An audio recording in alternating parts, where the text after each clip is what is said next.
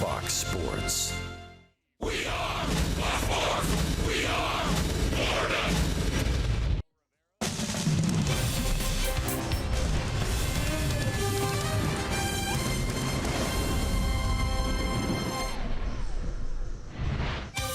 Good evening, a beautiful day in Miami. The Rays are in town as we celebrate 4th of July week. It is the Citrus Series for 2018 and the special 4th of July week uniforms. Lots of stars and stripes on the field. Special Marlins and Rays uniforms tonight. Oh, look at the uni on it. JT Realmuto, who is now in the top 5 in the votes for the All-Star game. More on that in just a second. But first we say hi again, everybody, and welcome inside the broadcast booth. Paul Severino and Todd Hollandsworth. So excited. Cross-state rivals here, the Rays and the Marlins. Standings aside, these two teams fairly similar, it seems. They really are. I mean, when you talk about what the priorities are, pitching, defense, they're separated by one error this year for crying out loud in the standings, and offense. You know, both teams struggle a little bit, don't have a whole lot of power.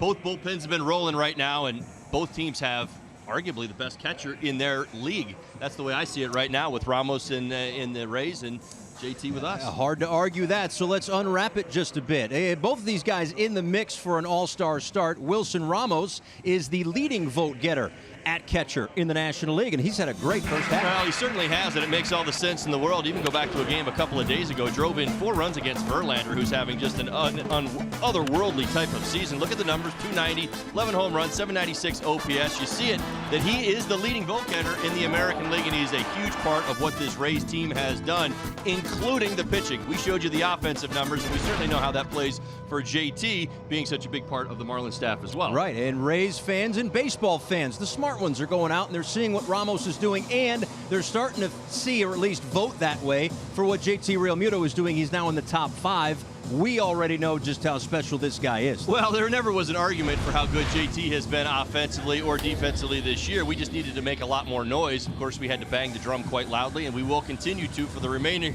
days of this week. Look at the numbers in the wins and losses.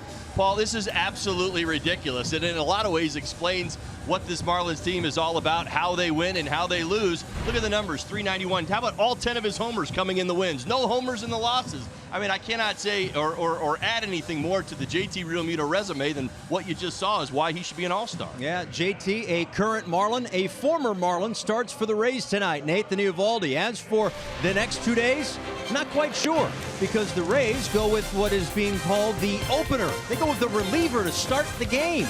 We'll hear from our reliever, Jeff Nelson, after the break.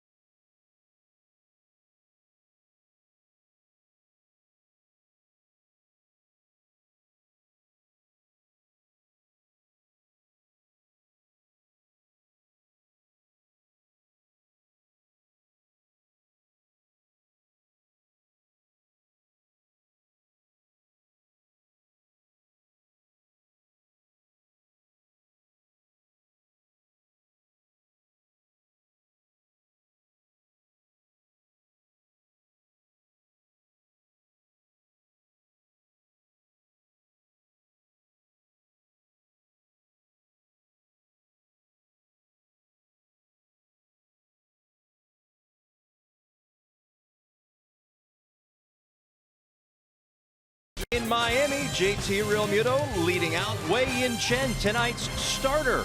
Well, there have been some closers starting for the Rays. For more on that, out to center field, Craig Anelli.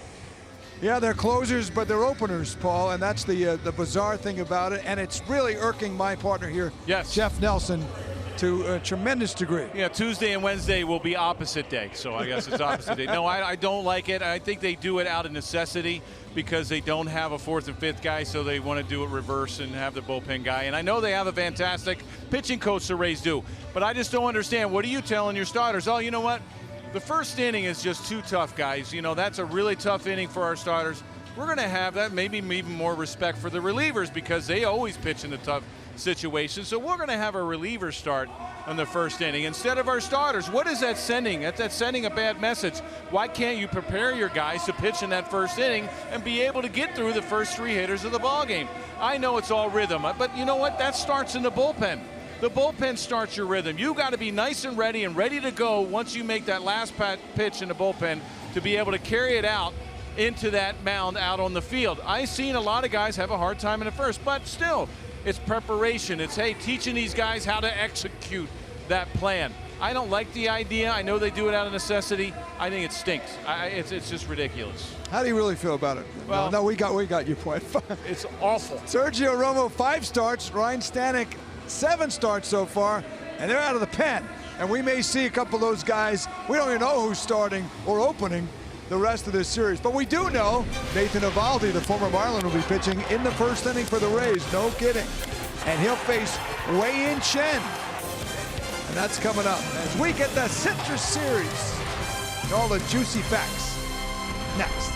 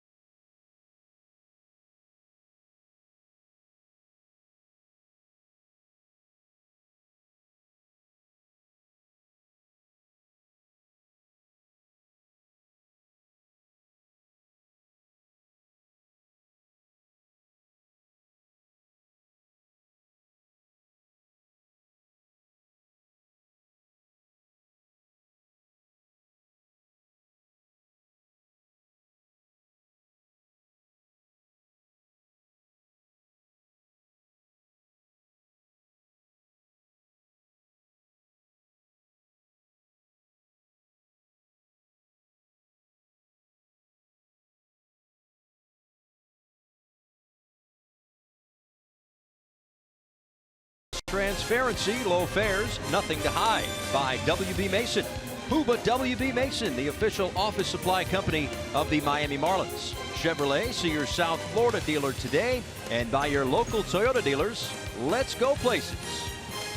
A beautiful night in Miami. In fact, a record-breaking night. 17th time this year that the roof has been open here at Marlins Park. Wei-Yin Chen will toe the slab tonight as the Rays and Marlins open up their 3-game series here, 6-game season series, which will conclude at the Trop after the All-Star break. Let's take a look at the Rays lineup presented to you by Southwest. Kevin Kiermaier at the top.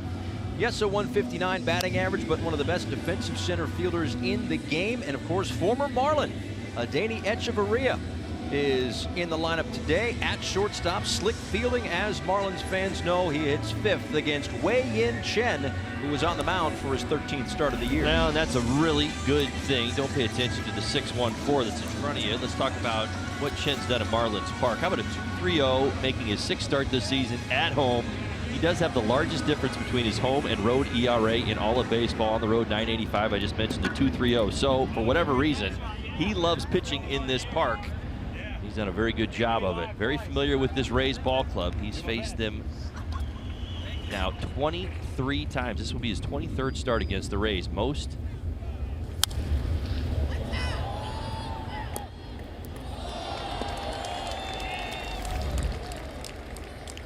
Kevin Kiermaier fouling the first one off, and it is 0-1 to the Rays center fielder.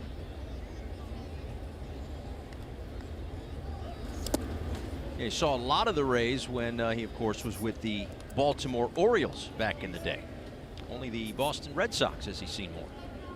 123 career innings against this Rays ball club.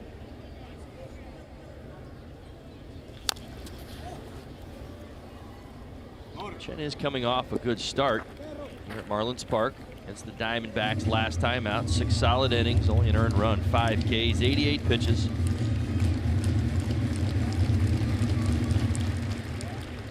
That start, he retired the first 11 batters he faced. 2 of his last 3 starts have been quality. And he gets a strikeout of Kiermaier to open up the night. 1 away here in the first.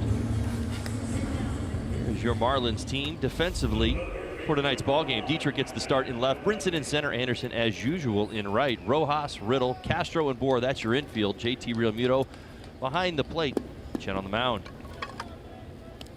Again, both teams wearing their 4th of July week uniforms. Lots of stars and stripes around, looking very slick. Here's Matt Duffy taking a strike on the outside edge, as that one gets into center field. A little overthrow by JT. That's the only thing he's done wrong all year.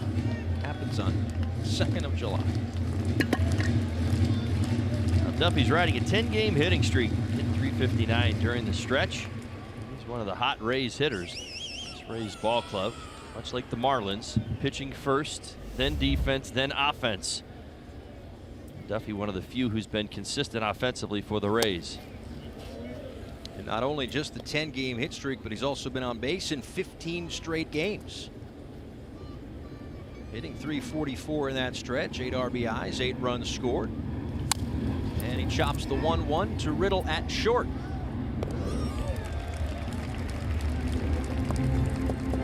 Well, you mentioned the last start. First 11 batters he faced, he set them down, trying to get into a groove for the long haul. And he has been getting in a groove here at Marlins Park, and that's what's been so impressive is how different he's looked on the road and at home. Of course, that's where we're at tonight, so no complaints with that. Very balanced approach his last time out. The secondary pitch is almost equal between the changeup, slider, and curveball, so really good to see and kind of expect that tonight as well. He's got 2 outs on 7 pitches. His first pitch to Daniel Robertson is in there for a called strike. Robertson 0 for 3 with a walk yesterday, 3 for 11 in the recently completed series against the Houston Astros. But the Rays as a team had themselves quite a homestand against 3 clubs that I think a lot of people would agree are pretty good. The Yankees, the Nationals, the Astros. They went 8-1 against those 3 teams. Well, really, the storyline was the fact that they gave up 14 runs to all of them combined.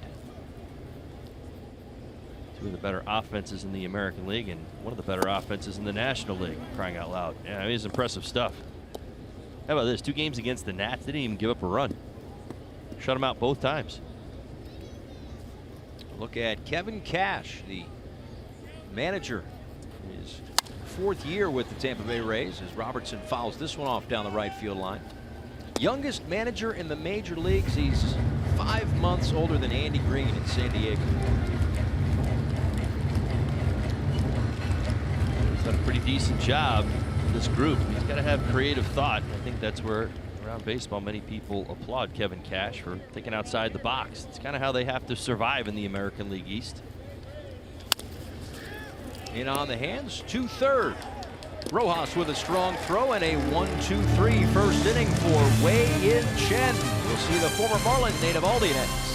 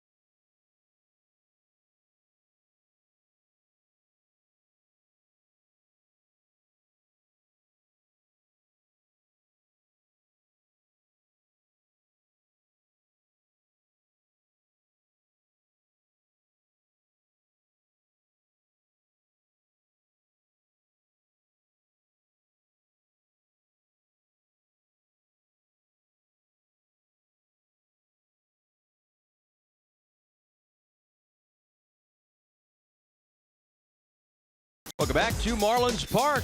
It is Nathan Eovaldi on the mound, and he is back, not just in the big leagues. When he made his season debut this year, it's the first time that he had pitched in quite some time, as he is back on a Marlins Park mound.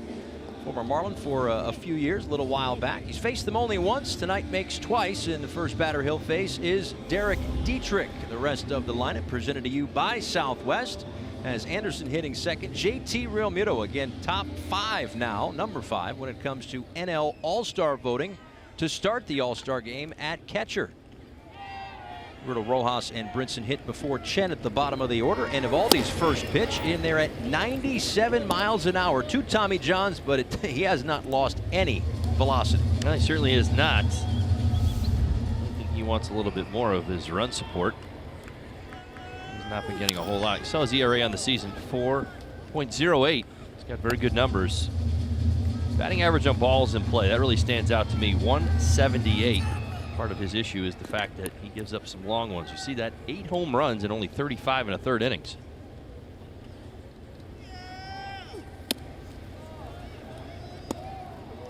Eovaldi has been an interesting case study throughout his career. Most would tell you that his stuff plays to an elite conversation that he has not really wandered into yet. People say, well, what in the world? How could somebody with his kind of arm and his kind of stuff? Up the middle, Echeverria gets rid of it quickly. And Dietrich is retired. Let's go ahead and give you the AutoNation scouting reports, as I kind of started down that path to finish it up while we're at it. Road woes, he's had them. 4 starts on the road, 1-3 record. 481 ERA, much better at the Trop, 245, so that tells you he's had some issues on the road. That run support certainly big as well. Slug it out, that's number 2. 189 batting average against. Hitters are slugging 425. Now that's not a huge number, but when you add it all up, 8 home runs, 4 doubles, and a triple, and you look at what else he's done, 54% have been extra bases. You mentioned the heat. Seek the heat. That's what the Marlins are going to be looking for today. Here's why. Average fastball velocity, 97. That is 4th highest in baseball. 0-1 to Brian Anderson, who takes outside. Anderson 0 for 4 yesterday. 6 for 27 on this homestand, which will last 10 games. First, the Diamondbacks in town for 4. The Mets were just in for 3, and now the Rays for 3. Before the Marlins head to Washington, D.C. to enjoy the second half of the 4th of July. They'll play an afternoon game against the Rays here on Wednesday to wrap up the set here. And as I mentioned before, these 2 clubs will play right after the All-Star break at the Trop. Friday, Saturday, and Sunday.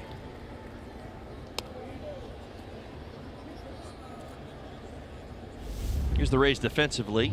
Robertson gets the start in left. Kiermaier, you mentioned it, Platinum Glove winner in center field. Gomez in right. Duffy, Echeverria, Adames, Cron, Ramos, Eovaldi. He's your pitcher. There you go.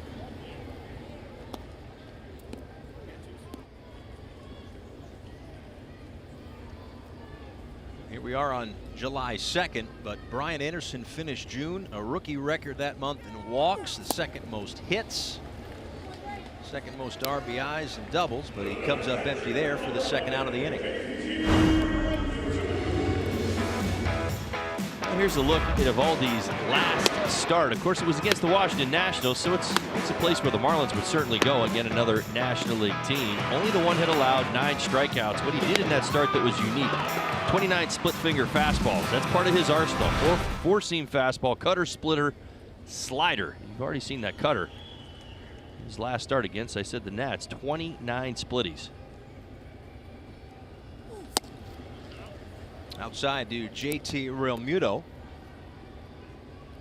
2 for 4 yesterday, 4 for 12, a double, 3 RBIs in the series against the New York Mets. Didn't play at all during the Diamondback series.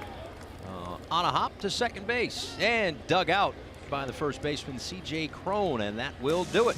Both starters go 1, 2, 3 in the first.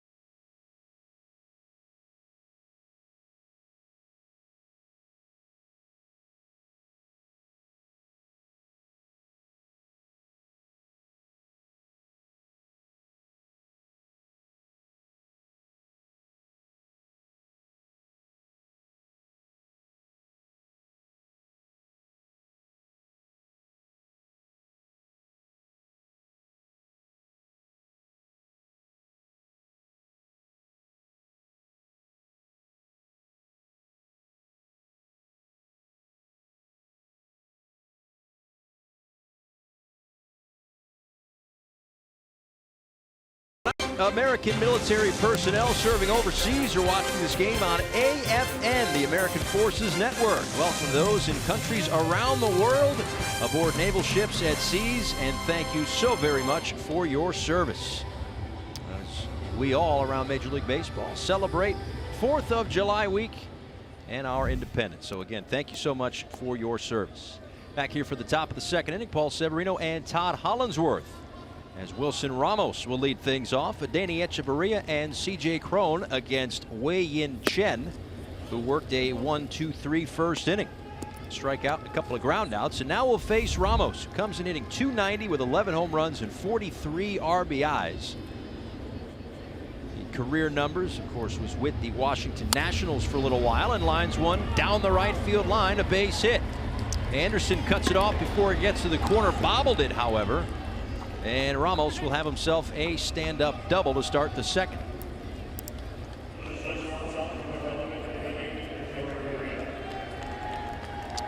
Well, as we noted before, the updates came out today, the AL and the NL. The last update, in fact, you can vote through July 5th, but Wilson Ramos, 1.5 million votes. I think I would take that outfield any day of the week. I did my voting today, and I got those right, it seems. Betts, Trout, and Judge. I think that club can win you a lot of games. That's the AL side of things.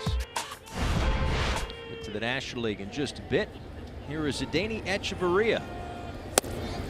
He takes a called strike. Well, Echeverria, he is in a long slump right now that he's trying to get out of. He's handled himself against lefties. That slump, 0 for his last 17. The 5 spot in the lineup. He's hit .373 against lefties this season, but he's got a job to do.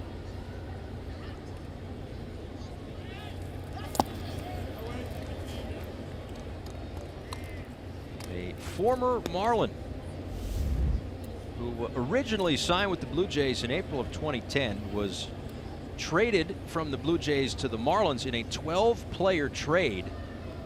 It was the largest deal in Marlins history. Mark Burley, Josh Johnson, Jose Reyes, all part of that deal.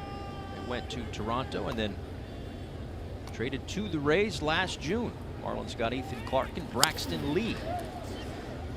But as a Marlin, those of you that watched him play know that he is one of the slickest fielding shortstops in the game. And that is his calling card. Certainly no slouch at the dish either. Well, and I think that's probably where the conversation most of the time goes. It's not that he's not a tremendous defender. He certainly is. But, you know, you look at him, his athleticism, his hand-eye coordination, his quick hands as well. And you find yourself saying, yeah, maybe there was a little bit more there offensively. It's a good look.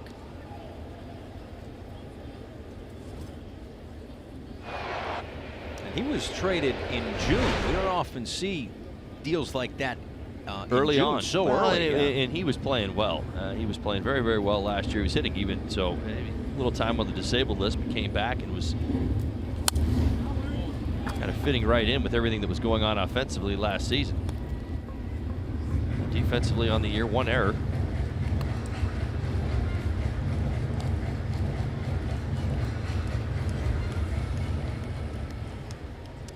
Made that error on Saturday, his first since a little less than a year, about 11 months or so. July 30th, 2017 was his last error.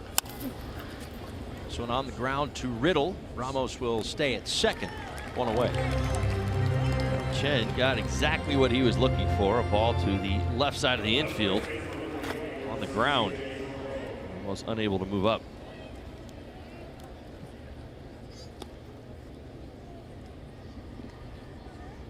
Well, that'll bring up C.J. Cron.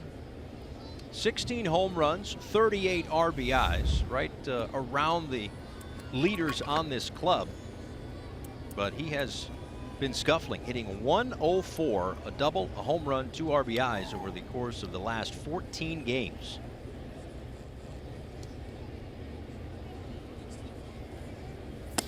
First pitch from Chen misses low.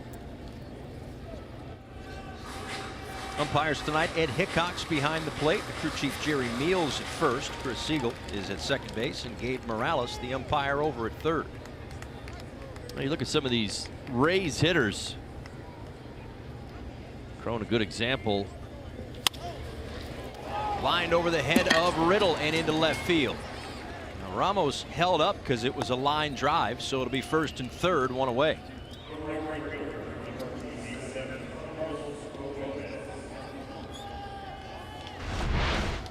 Take another quick look. Now this at the belt. I've said this many times. Usually when it comes to Chen, where he can miss. He cannot miss up. He gets hit hard when he is up at the belt, near the thighs, near the top of the thighs.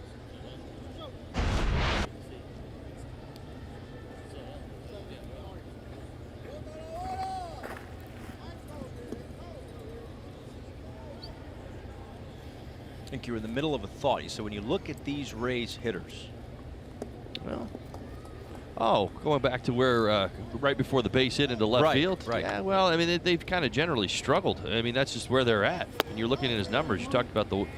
What do we got? 104 going into that last at bat for Cron. I mean, they just beat up on the Yankees. They just beat up on the Nationals. They just beat up on the Astros. I mean, it has been their pitching and their defense almost all season long. Look at some of these numbers. 612 OPS for Gomez.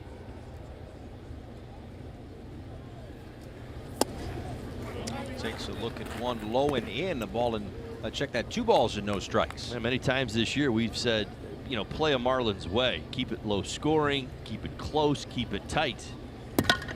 It's exactly what the Rays do. They share the same motto. I mean, it's kind of how they play. 44% of their games have been decided by 1 run this year. To third, Rojas to second, and they double him up. Wei-Yin Chen gets the double play ball he needed. 5-4-3 double play to get out of the first and third jam. Rojas, Castro, Bull.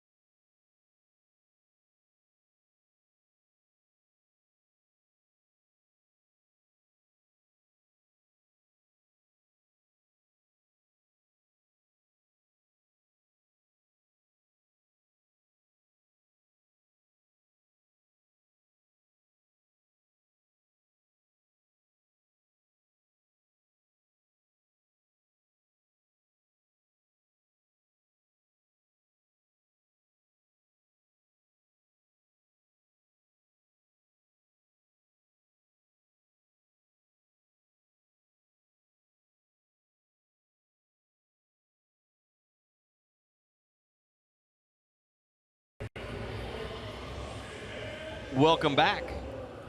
Bottom of the second inning. Marlins making their way to the plate. We love this stuff here up in the booth. Great pitch by Chen. JT called it, gets the changeup.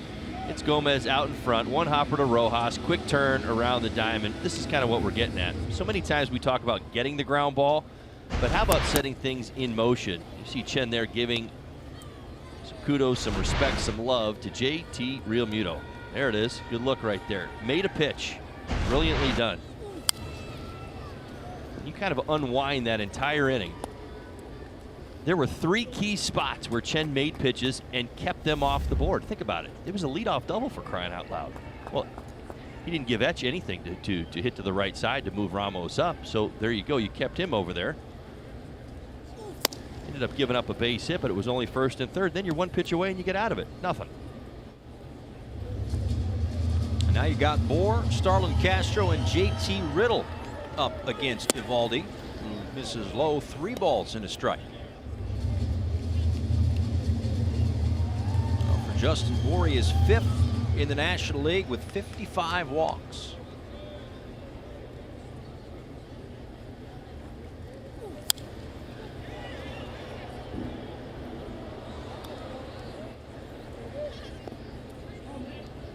StatCast powered by AWS. This is the distribution, the percentage of ground balls, and how the Rays play defensively against Justin Bour, who swings and misses for the 2nd strikeout of the night for Eovaldi.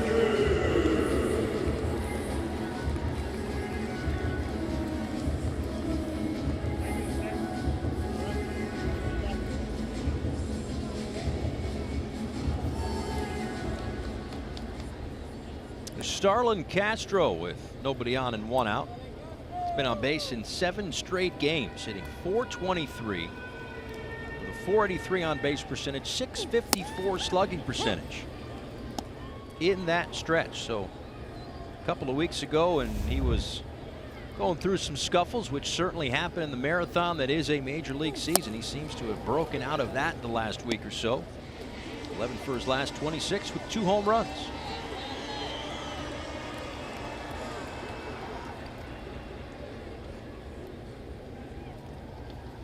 And the 0-2. Line drive, center field, base hit. As Castro now 12 for his last 27.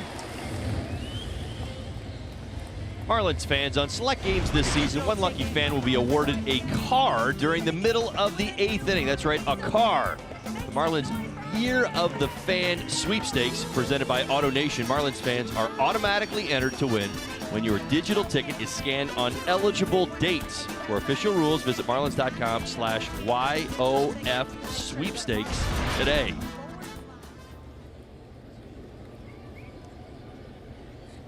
One on, one out for JT Riddle, who takes just above the top of the strike zone. 1-0.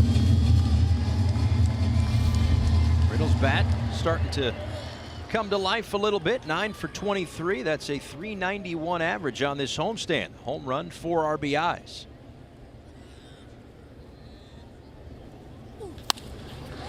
Out to center field, Kiermaier. A can of corn for out number 2. Hey Marlins fans, now you can stream games live on your mobile device with Fox Sports Go, presented by Coors Light. Download the app and take Fox Sports Florida and Marlins baseball wherever you go.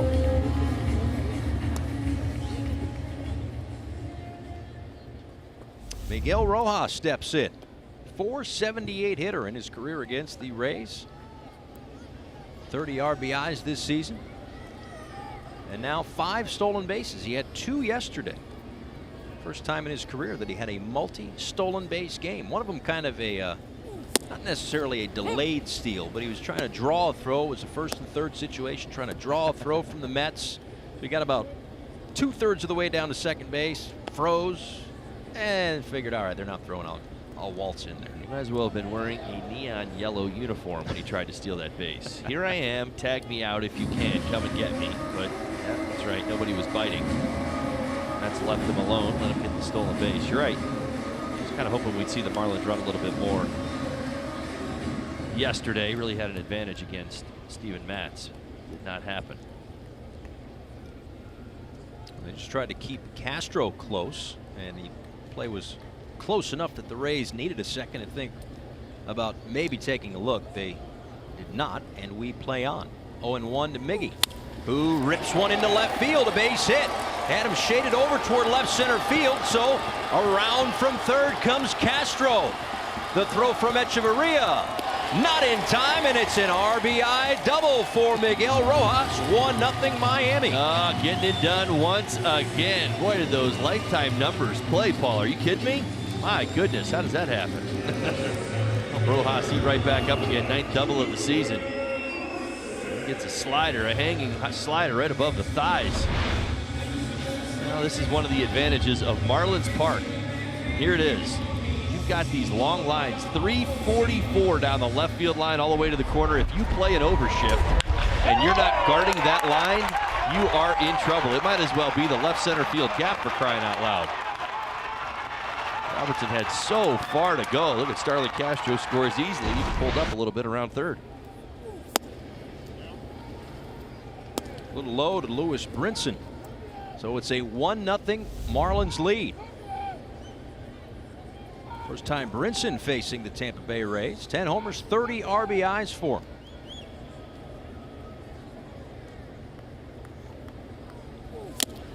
Big cut and a miss at 98 miles an hour. 0 for 3 yesterday with a walk, 6 for 23 on the homestand, a home run.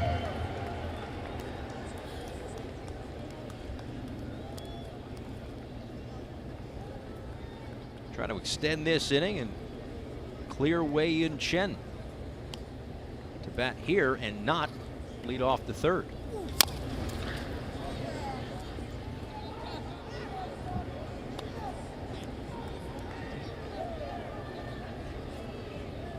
With 2 outs, is that one of the challenges sometimes for a number 8 hitter in the National League? Like that added pressure of making sure you somehow find a way to extend the inning? Well, generally you're going to get a lot of pitcher's pitches here because misses aren't bad for the pitcher. He knows who's behind you. That's the danger of falling behind in that 8-hole. Finding a good 8 hitter is hard to do, especially in the National League. Chop slowly to third. Duffy up with it, and Brinson is safe. First and third with 2 outs. I'll tell you what, Lewis Brinson's been getting a few more of these over the last, I'll say the last couple of weeks. Part of that is because he's finding contact, and that's the key. Early on this season, in so many ways, we talk about strikeouts. We'd see him at times pull off that ball, miss, strikeout, inning over, right? Now he's learning how to defend some of those tough pitchers' pitches. That's not an easy pitch. You're not going to do a whole lot with that, but again, soft contact at least gives him an opportunity to beat it out. He's got enough speed that he does. So it does get Chen to the plate here with 2 outs. And a chance for Chen to perhaps help himself. As he fouls one right to Derek Dietrich in the on-deck circle, 0-1.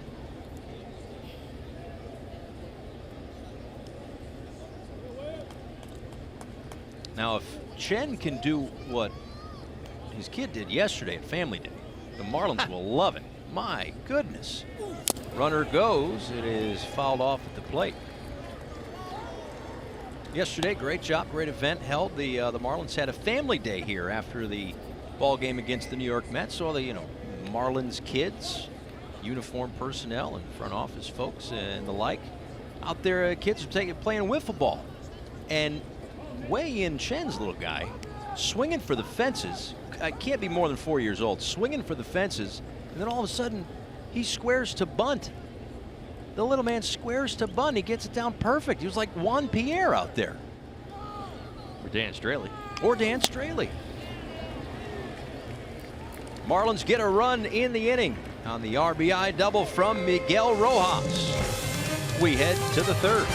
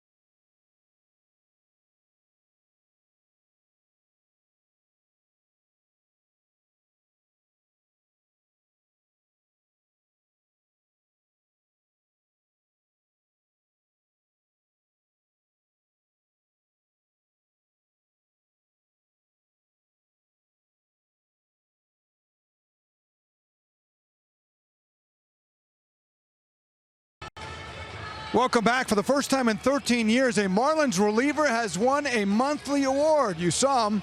The news came out today. It's Kyle Bearclaw. I think just attacking the strike zone has been the big thing the last 2 months or so, is just really getting ahead of hitters, has put everyone on the kind of the defensive more so than falling into those hitters counts that allow them to kind of sit dead red or pick a pitch out and be a little more selective, and getting ahead 0-1, 0-2, 1-2 has allowed me to then utilize my off-speed stuff and really attack guys. Is there extra motion, extra juice that you feel out there and also are playing on? A little bit. I've kind of touched on that before. It's a little more exciting being the last out of the game, but in terms of, any more importance or whatnot, I don't think that the 8th inning, 7th inning outs are any less important than the 9th inning. It's just, you get that little extra adrenaline of hey, this is the last out of the game and we're about to give the team a win. So what did the Claw do? How about 7 for 7 in saves? How about no runs? How about 12 innings, 12 games, 1 hit, 38 batters, and 0-28 average.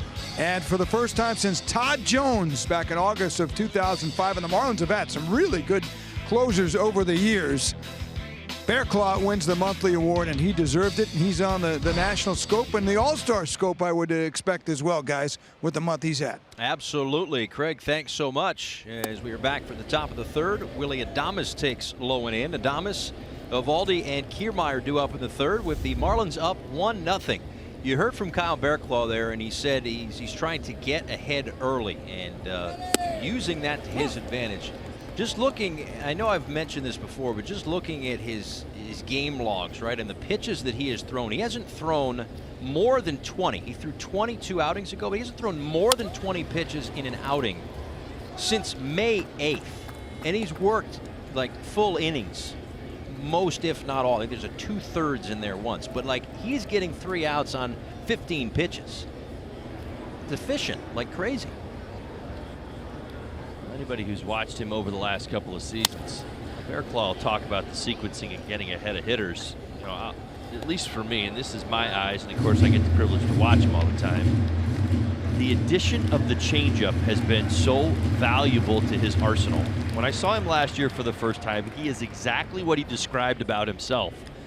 That at times erratic, guys could pick a pitch out and sit on it when he fell behind, sit on his fastball, eliminate his slider if his slider wasn't working that day, or if his fastball command wasn't good, because sometimes we'd see that as well. Guys would go up there and try and sit on his slider. Now, granted, still very good, very elite, and would probably be doing a very good job on 2 pitches. But he learned the 3rd pitch last year, and it really became a pitch he trusted. Into shallow right center field. That'll dunk in for a base hit for Willie Adames.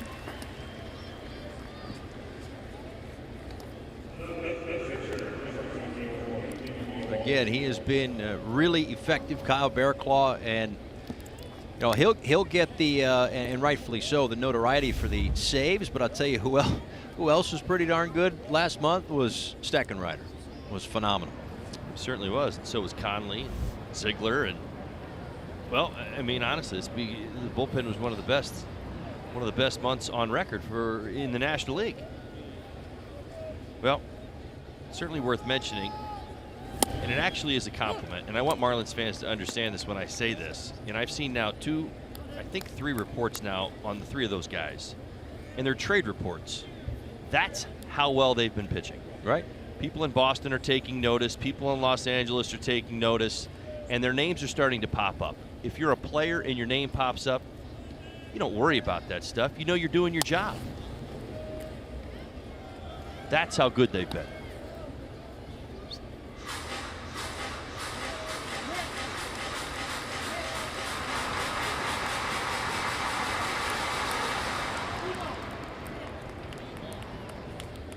Oh, and 2 here to Nathan Eovaldi with Adames over at first base. Rojas in on the grass, still expecting the bunt with 2 strikes.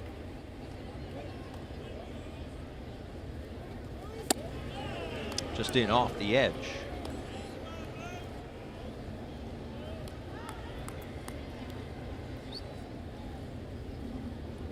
Is it distracting though?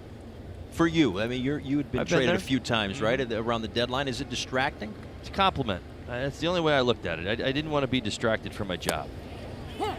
There you go. There's strike 3 at the bottom of the zone. You don't want to put yourself in a position where the outside noise is affecting your inside game in the clubhouse with your teammates. But here's the deal. It is a huge compliment to you when people on a national level are taking notice of your efforts.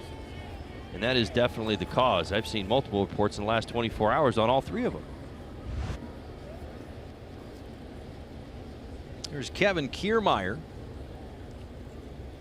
As Chen just got his 2nd strikeout of the night. The first was Kiermaier in the 1st inning. Kiermaier missed some time this year, a torn ligament in his right thumb. Now Kiermaier only 3 hits away from the drop. 3 for 30 on the road this season.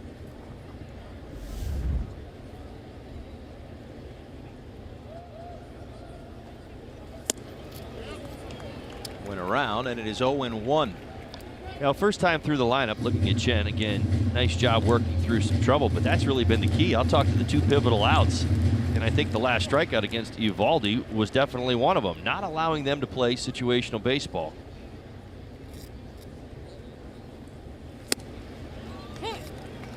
You get that first out of the inning against Uvalde.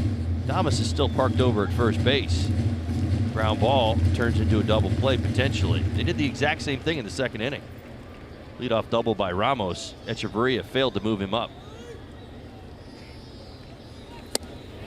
And a called strike 3. Attack that outside corner on all 3 pitches. Kiermaier is set down on strikes for the second time tonight.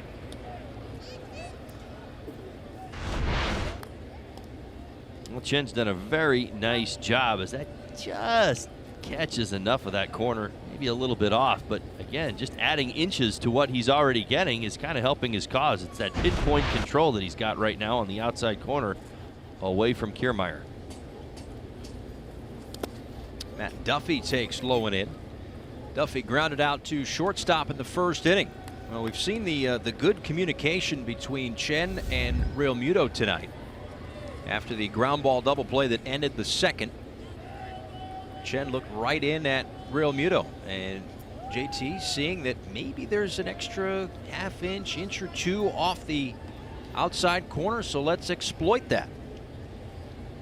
And he struck out the last 2 batters, both looking. Now he'll work on Duffy.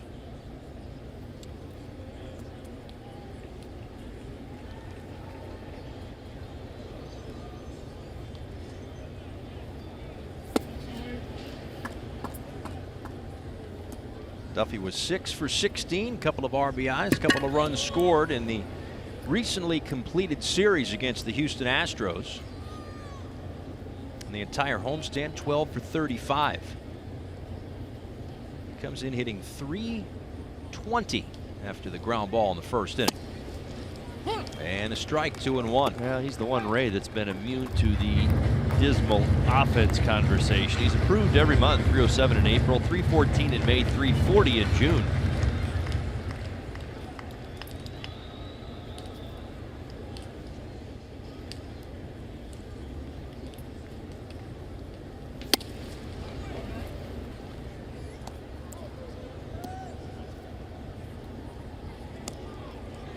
There have been only three qualified hitters that have been 300 or better in you consider March and April the same month, in all 3 months of the season. Now 3-2 to Duffy. Duffy, Altuve, and Markakis. The other 2 guys are most likely, Altuve seems pretty definite, but most likely Markakis headed to the All-Star game. That is the company that Duffy keeps, at least in that category. Chen, a strike away from retiring him for the second time tonight, as Adames will get the head start, and it's grounded to short. Chen gives up a leadoff single, leaves him right there, 1-0.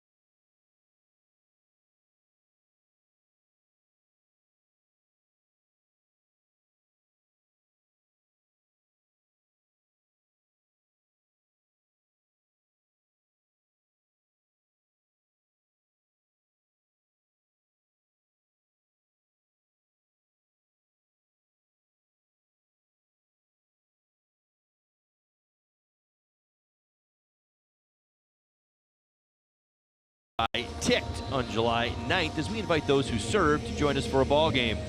Active and retired U.S. military personnel, veterans, firemen, and police officers received 2 complimentary tickets when showing their official service IDs at the center field entrance at Marlins Park.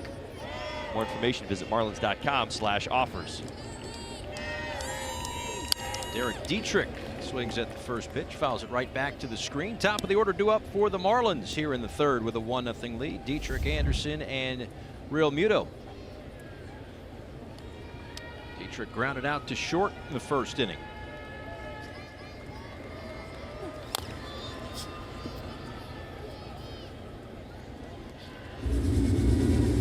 Talking to Dietrich around the cage today, and I said, you know, I wouldn't bug you unless it was something extremely important. And he looked at me, he was a little worried, I think.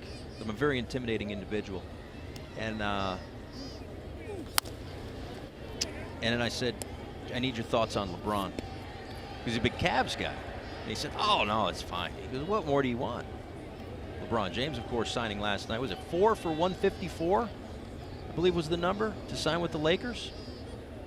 That's Hollinsworth money right there. Yeah. $1.45, whatever you just said, $1.54. But a big Cavs fan from Ohio, Derek Dietrich, and he said, no ill will to LeBron James for leaving Cleveland. Brought him a championship. Grounds out to Echeverria for the first out here in the third. Yeah, the question is, are the Lakers any better for having done it? I mean, I'm not an NBA guy. I mean, really more than anything, I'm an MLB guy. I kind of follow the other sports. Used to follow maybe a little bit more. But my question would be, you know, are they good enough to compete with Golden State now? I don't know. I mean, it would do one thing. It would keep LeBron from facing the Warriors in the finals. You know, they've done that the last 4 years. He's going to face him in the conference finals. Exactly. So you had to have that earlier. Brian Anderson takes low and in. Anderson struck out in the first inning, 1 of 3 for Eovaldi thus far. And up the middle, knocked down by Adames, and the throw is in time. Well, the Rays had him shifted up the middle. He had to lunge to make the play. Up quickly to retire Anderson for the second out here in the third. Well, great swing by Brian Anderson. I'll tell you what, Adames is in short center field. And one hop throw to Crone. Let's take another look. I'm still not convinced. Everybody else is kind of selling me on the fact he was out. Yeah, it looks like it definitely beat him.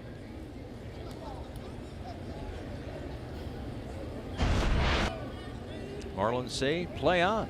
2 outs for JT Realmuto. That's probably a pretty good example of what the Rays do so well. They pitch, they defend. They have the lowest batting average on balls in play in Major League Baseball this season. Kind of explains what they do.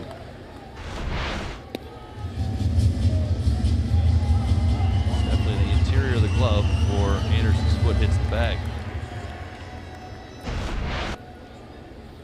Yeah, that's where I as a hitter got frustrated right there. That's where you don't like the shift. Well, not so much. It's just that you hit the ball hard. I mean, it had nothing to do with the shift, really. In my mind, it never was. It was just that you hit the ball with tremendous exit velocity against a guy that throws really hard, good at bat, good swing, and you're out. I mean, that's the cruelty of the sport. Cut on and missed. As Eovaldi has 4 strikeouts through 3, but the Marlins up 1-0.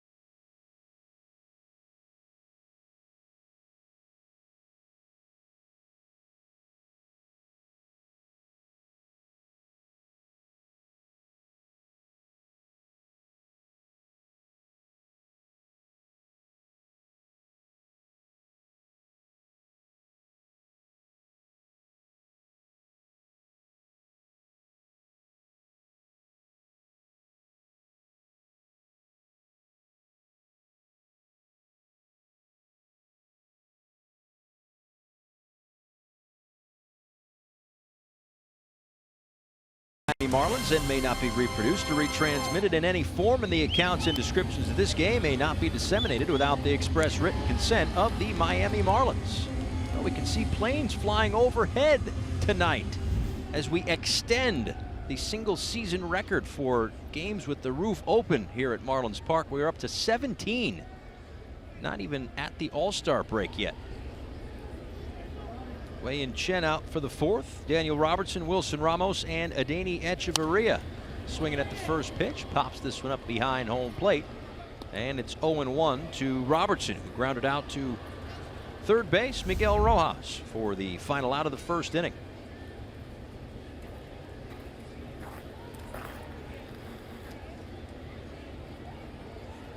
Now the 0-1 from Chen as the bat goes flying into the camera well. Oh boy, Freddie. Get out of there. Pushed Marlins third base coach and do-it-all coach out of the dugout. Watch Freddie. He's going to run out. There he goes. Get out. That could have gotten Craig. John with it there. Oh boy, John. He's wearing an Arizona t-shirt today, I believe. Right? Arizona? Arizona, that's right. He doesn't need any protection. He's got two hands. He'd have caught it. He already found an Endicott t-shirt in honor of me, which I appreciate. That's how he rolls. Yeah. I'll tell you what, these two teams, as we mentioned at the Open, are so similar. We've already seen it through 3 innings of this ball game. Short on offense at times, good pitching, good defense. That offense kind of picking up the rear when it comes to how the teams identify themselves. You look at them offensively, 3.9 runs per game, 74 home runs. That's 26th in Major League Baseball for the Rays. They do run, though. 50 stolen bases on the season. That's 4th in the American League, so keep an eye on that throughout the series. And much like the Marlins, actually have a very respectable batting average, but do not slug. That's the one thing that's lacking. .250 batting average, 5th in the American League as a team, but a .384 slugging percentage. That's 25th in Major League Baseball. Both these teams here tonight, 29th and 30th in extra base hits.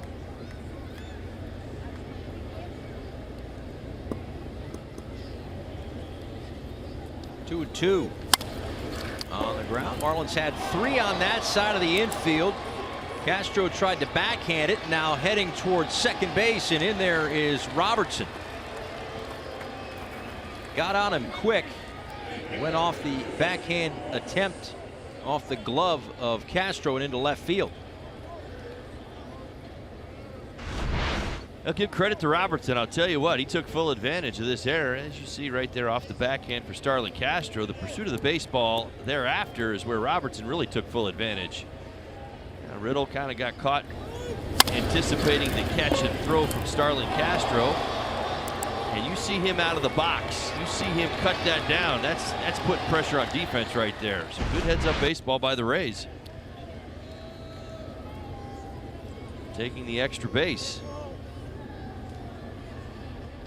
And now Wilson Ramos, who leads this team in RBIs, will bat with a runner in scoring position. In fact, hitting .358 with runners in scoring position this year is Ramos.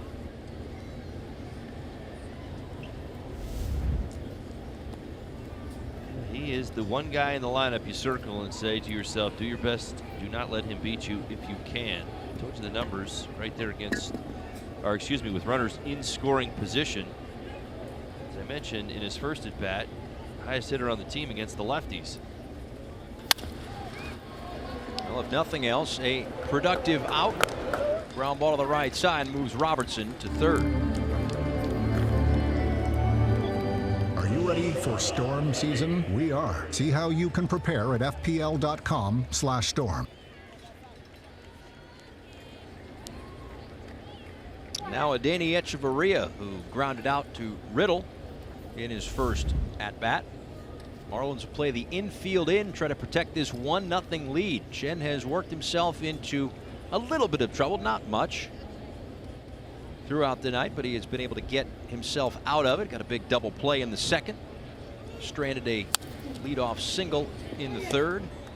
And now we'll try to work around a leadoff E4 here in the fourth inning. Well, I'll tell you, Chavarria had an opportunity to put together a productive at bat. First time, wasn't able to get it done with the ground ball to short. In this situation with the infield in, does as well. Chen's been doing a pretty good job getting the ground balls tonight. 7 of the 10 outs on the ground.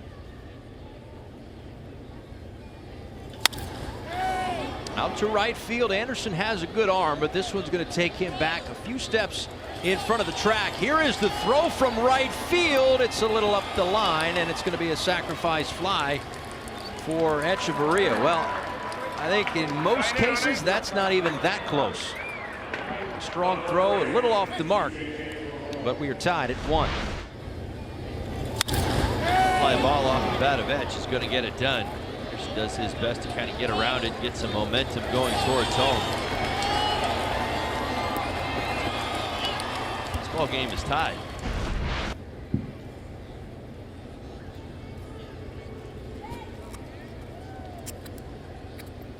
Now it's C.J. Cron and a base hit back in the second inning. We'll take outside.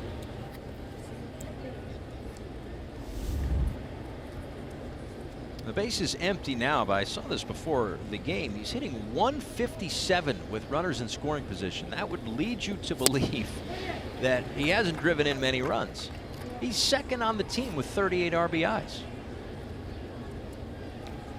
Really, more than anything, speaks to his power. That's where he's making up for a lot of it. So the 16 home runs.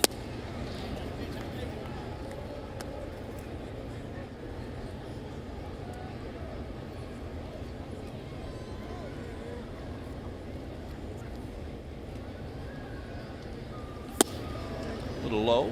3-1.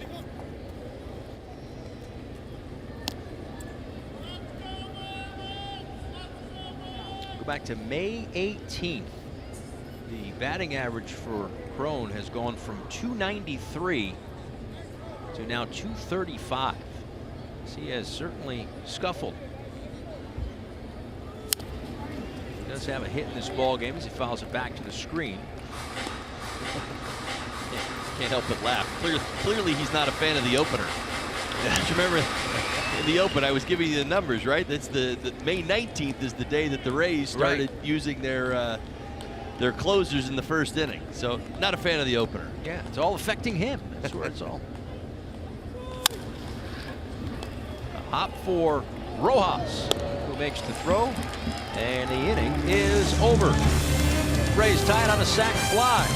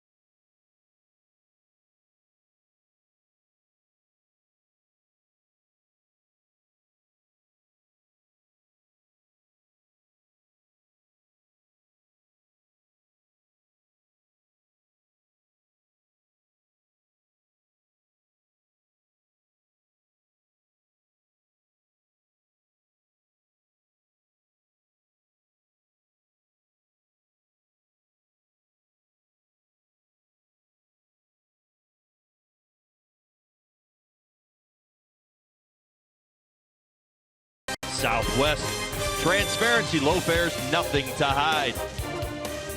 Come out and join us for our community grand opening event, July 21st from 9 a.m. to 12 p.m. For more information, visit clevelandclinic.org/Coral Springs. And by La Lechonera, the original mojo since 1970. Beautiful look at Miami as we celebrate 4th of July week with the special uniforms and the kickstart of the Citrus Series between the Rays and the Marlins. Right to third. Oh, it's a nice little side saddle play by Duffy to take a hit away from Justin Bour, and a sharply hit ground ball, 1 out. Wow. Baldy cracks a smile. This a rocket off the bat of Bour. One hopper right at Duffy. Kind of climbs the ladder. Finishes the play. Tell you what, good piece of hitting. One spot you didn't want that baseball to go. Right at Duffy, and it did. 1 out for Starlin Castro. Singled and scored in the 2nd inning.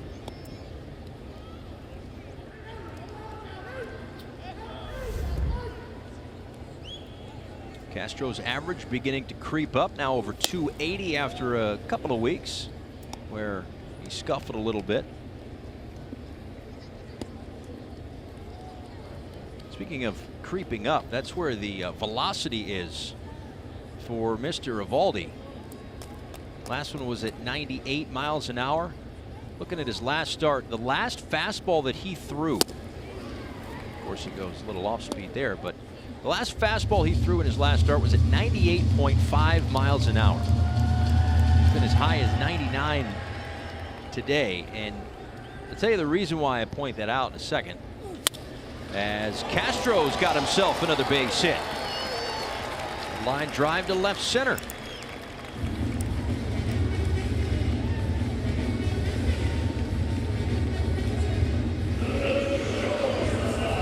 So for Eovaldi, the velocity hasn't really gone anywhere. He's always been a guy, you mentioned before, in where his velocity's been throughout his career. He is the 32nd player to pitch in the major leagues after 2 Tommy John surgeries, and the 12th pitcher to start a game after 2 Tommy John surgeries. So, you know, that's not a bump and a bruise. That's 12 to 16 months or wherever it might be of rest and recovery and rehab and all that kind of stuff. It is not an easy road back. Now, you read baseball news every day and you'd make it, they'd make it seem like Tommy John surgery is, like having a common cold, like it's nothing. But to have 2 Tommy Johns and come back from it and still be throwing 98 miles an hour is a credit to this young man. Well, youth is on his side. Only 28 years old. He's got a good frame, 225 pounds, 6'2". There's only a couple that have gone through 3, heaven forbid. Certainly not mentioning it for any other reason other than he's been through 2. But you look at his mechanics and you believe that long-term progression should be fine. I mean, he's not, herky-jerky. I do wonder, I've mentioned it early on, I hear it in regards, a lot of times you hear it, the stress on the elbow in regards to the slider and the splitty. He has not eliminated either pitch from his arsenal. In fact, along with the 4-seam velocity, as we told you, 96 to 98 on that 4-seamer, still throws the cutter, still throws the splitty, still throws the slider.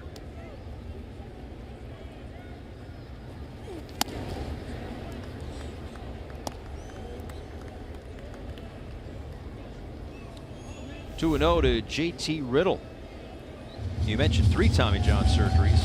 The Rays actually have Johnny Venters, right, who has had 3 incredible Tommy Johns. story. It's actually what I was thinking about when I originally said it. I just didn't want to kind of get off point there too much.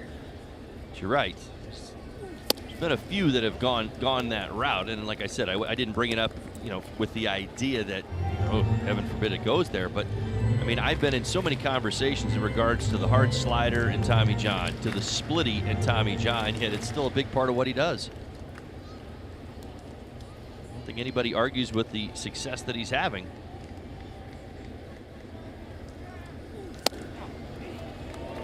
Outside to Riddle, 2 on and 1 out here in the 4th. First walk tonight for Eovaldi. Coming up tomorrow, game 2 of this 3-game series. South Florida Honda dealers have the Marlins Live pregame show. Craig Minervini, Jeff Nelson, and an email Twitter Tuesday as we get you set for game 2 of this Citrus series.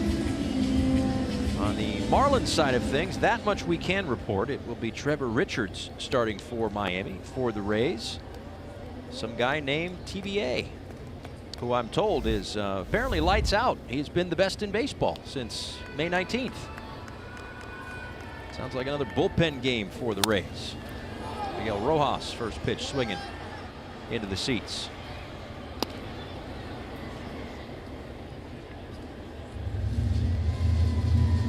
Rojas, an RBI double back in the 2nd inning.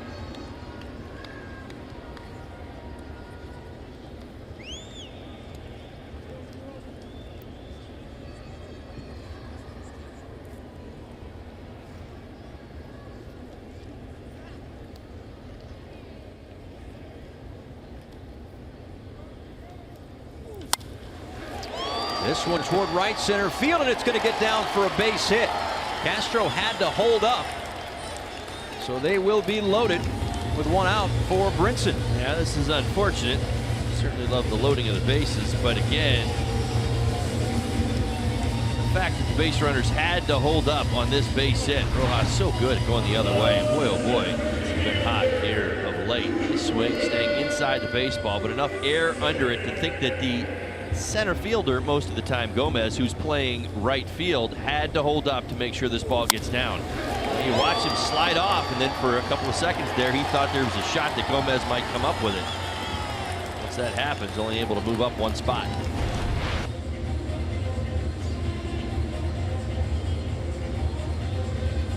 Pitching coach Kyler Snyder out to the mound to chat with Eovaldi.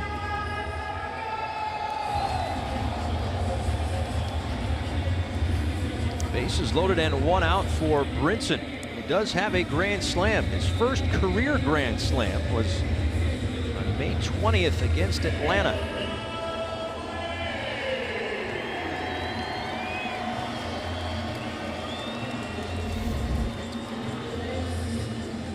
Brinson, a infield single his first time up.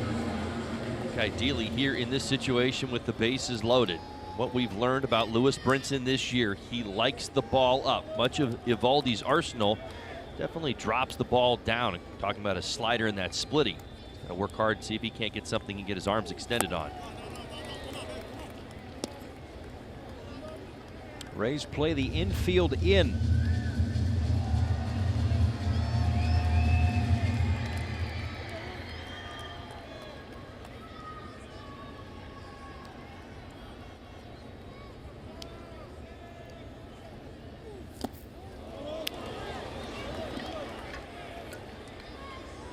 Got him to chase on back-to-back pitches, and it's quickly 0-2. Yeah, got him thinking a little bit too much. Thought he was going to get a 98-mile-an-hour fastball. I think in both of these situations, he got an 87-mile-an-hour slider buried in the dirt. They were trying to tempt the young Brinson to see if he would go fishing, and he did.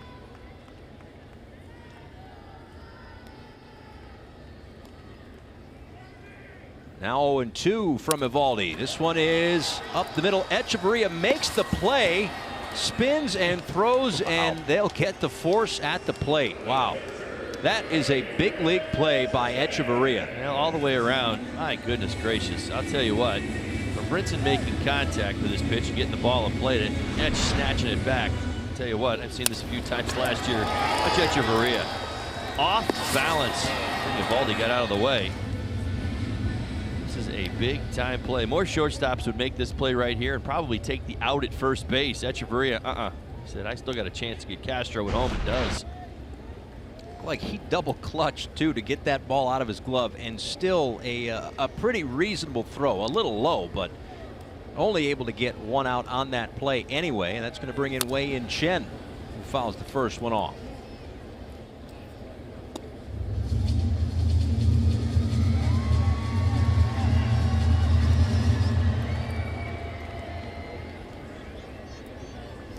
since being acquired by the Rays last June. Second among Major League shortstops, Echeverria, when it comes to fielding percentage. Now 0-2 to Chen.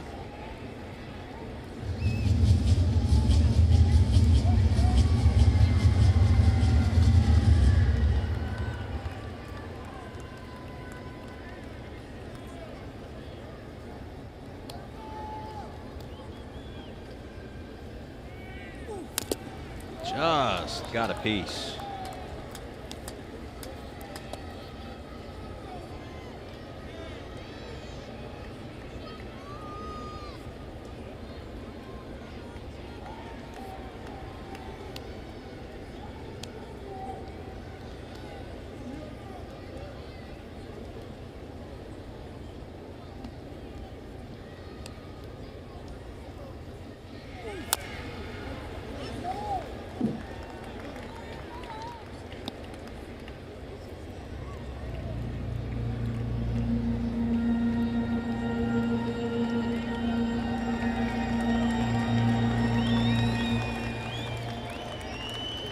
Duffy has made a nice play in this inning to take a hit away from Bohr. Echeverria a nice play up the middle to take a run off the board.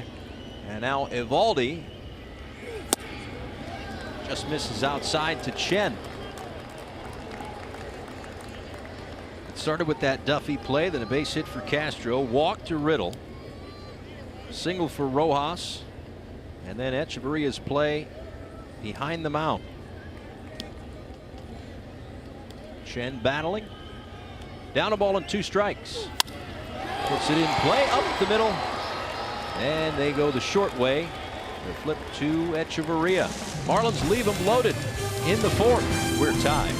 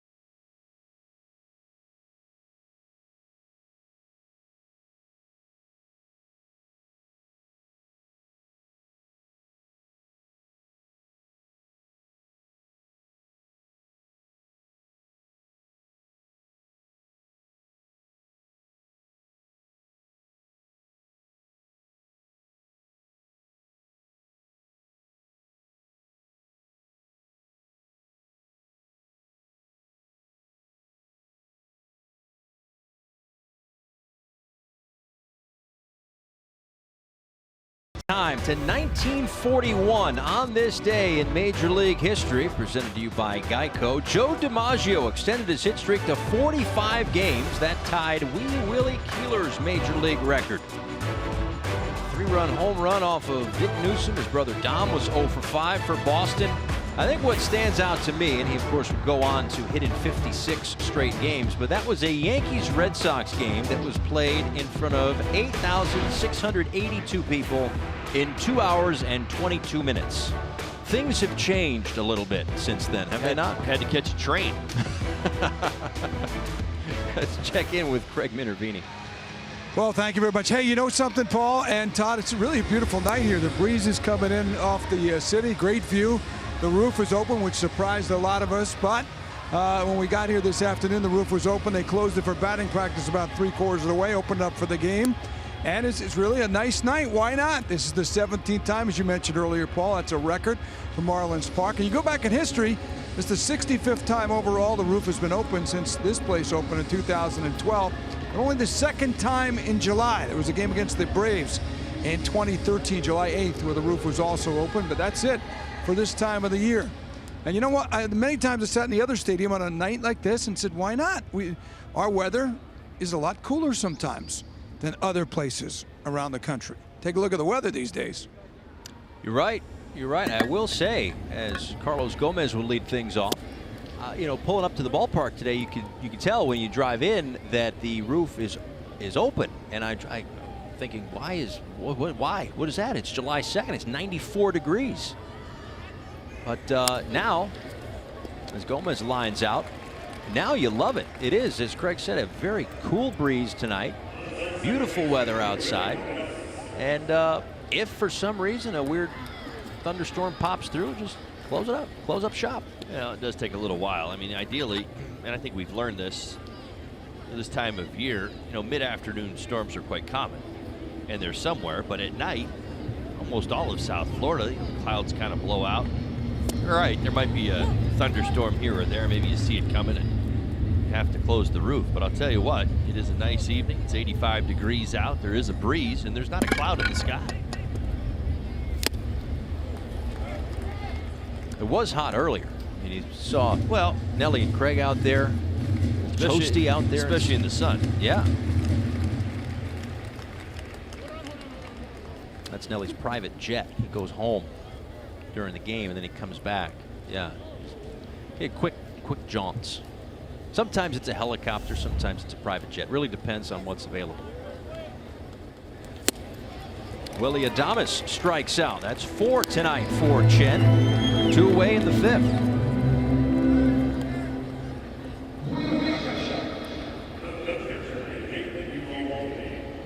Been impressed with Chen tonight. I mean, we had the breakdown of the home road splits, and at home he's been a much better pitcher, but tonight he has been pretty good. I mean, he's 2 outs here in the 5th inning, 66 pitches and 4 strikeouts. Well, he's pitched backwards, he's pitched forwards, he's done a little bit of everything, and I think that's what I took away from his last start. What he's done so well here at Marlins Park is that he trusts his arsenal a lot better.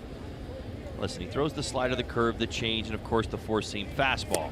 Many times you can't pitch up in the zone, really can't miss out over the plate. The righties love his off-speed stuff.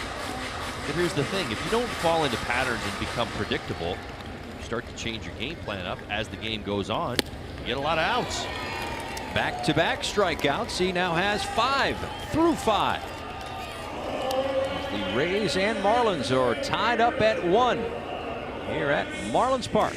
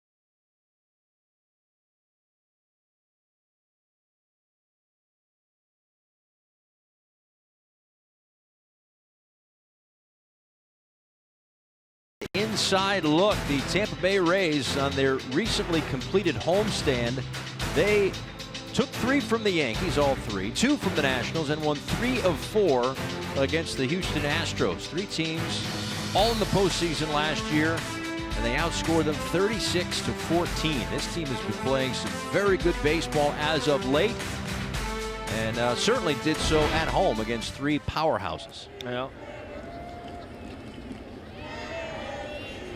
It's been a lot like this ball game tonight. Low scoring. It's what, in fact, all of them were. I mean, they only allowed 14 runs in 9 games, and I think that's. I mean, when you're giving up about a run and a half a game, you get a chance to win a few, don't you? Dietrich with a fly ball out to center field. Kiermaier for the first out.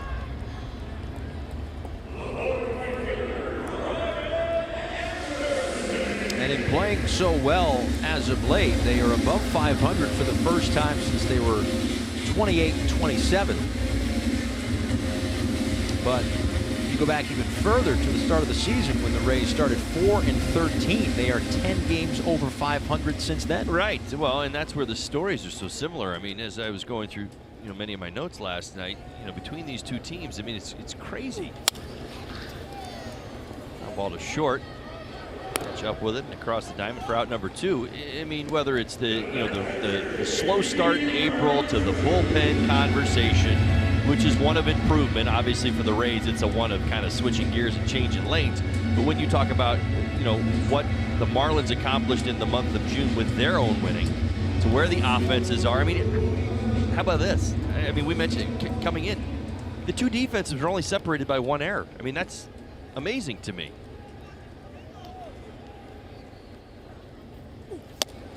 Realmuto squared, but pulls it back, and it's 1-0. And now they're tied. Yeah, I forgot about the Castro error earlier in the ballgame. These defenses, both teams have made 45 errors. Now, one thing that stands out is the fact that the Rays play the Yankees and the Red Sox an awful lot. So far this season, they've played them 22 times. That's kind of where you get, you get a lot of this conversation. They're hovering around 500. Part of it's because they're staring up at those 2. That's only about half of them, right? I mean, 19 each. So, well, and here's the thing. So it's 26.5% of their games here in the first half have been against the Boston Red Sox and the New York Yankees, and they're 8-14 against them. So they've got a losing record. And of course, we know they're 1 game under coming into today. They're 34-27 against everybody else.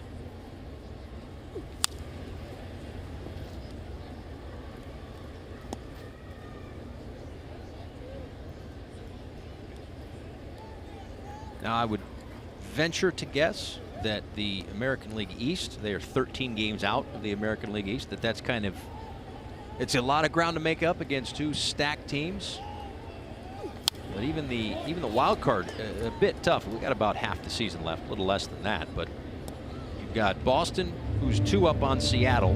Boston's only percentage points out of first place in the American League East. They're 2 up on Seattle. And then Oakland is 8 back. And then behind them, the Tampa Bay Rays at 11 back. So it's a lot of ground to make up even in the wild card, because the good teams in the AL are really good.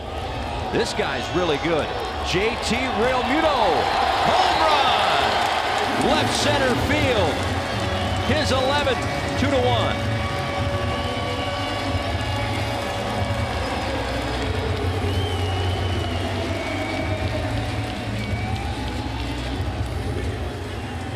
Well, the book on Eovaldi has been he can be so good and so dominant for so long, but is prone to mistakes out over the plate. And I think we've seen a little bit of this already tonight. I mentioned coming in about slugging it out, right? I mean, the number of home runs he's given up. How about this slider? That's center cut, 87 miles an hour, and that's barrel off the bat of JT Realmuto, 409 feet, 101 miles an hour off the bat. Great swing. I mean, this is exactly it. Good conversation with Frank Menachino before the game, and attacking somebody with high velocity and looking at what his arsenal is. And you look, as I mentioned, the batting average on balls in play well below 200, but get this, coming into tonight's ballgame, he'd given up 8 home runs, but only 4 doubles. I mean, what's that tell you? I mean, he at times will split the plate and make a mistake, and he just did.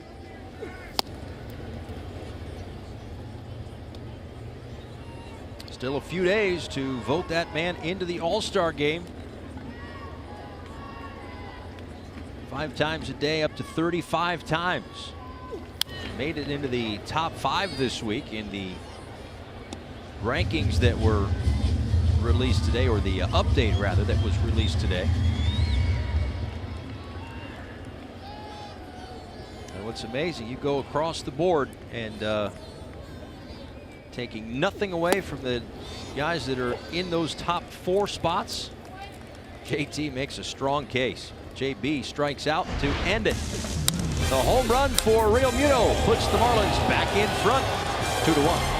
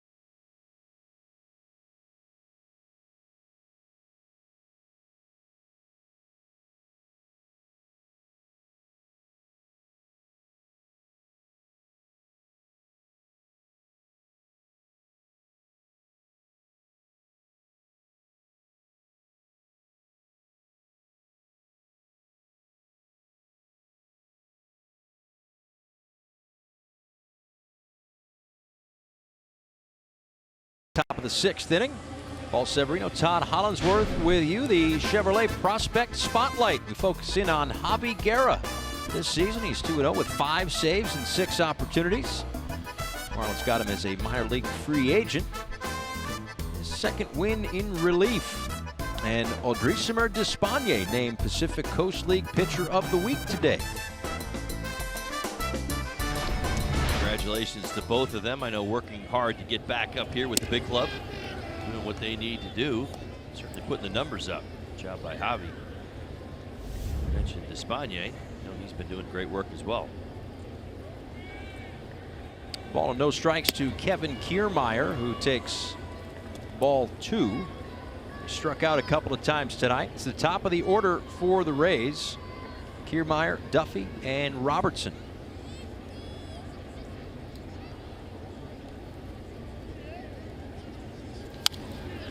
So if you look at the numbers for Wei-Yin Chen, not tonight's game because it seems as though he's cruising, but if you look at the numbers, this is where he kind of runs into trouble. 3rd time through the order, opponents hitting .436 against him. So how can he get out of that rut? By getting fly balls? Well, tonight preferably ground balls, or how about just outs? I think that's where we'll keep this. I mean, he's pitched so well at Marlins Park. You know what's so funny is that when it comes to Chen, I have a hard time dissecting his numbers and his story, even his arsenal at times, because he's got such drastic home road splits. When somebody's as dominant as he's been now, and we're not talking small sample sizes any longer, this is his 6th start at Marlins Park. Now he's made, I think, 7 on the road. I mean, that's a pretty good serving, you know what I mean? So when you kind of look at the numbers, and you're absolutely right, but does that define him on the whole, or does that kind of tell you what the story is? And to me, out to right field, Anderson puts it. Maybe fly balls are the answer. Hold that thought for 1 second, because the World Cup round of 16 finishes up tomorrow on Fox and FS1. First, it's Sweden taking on Switzerland at 9 a.m. Eastern. Then superpowers collide as Colombia take on Harry Kane and England at 1 p.m. on Fox. World Cup knockout round action on Fox and FS1, or stream it live on the Fox Sports app.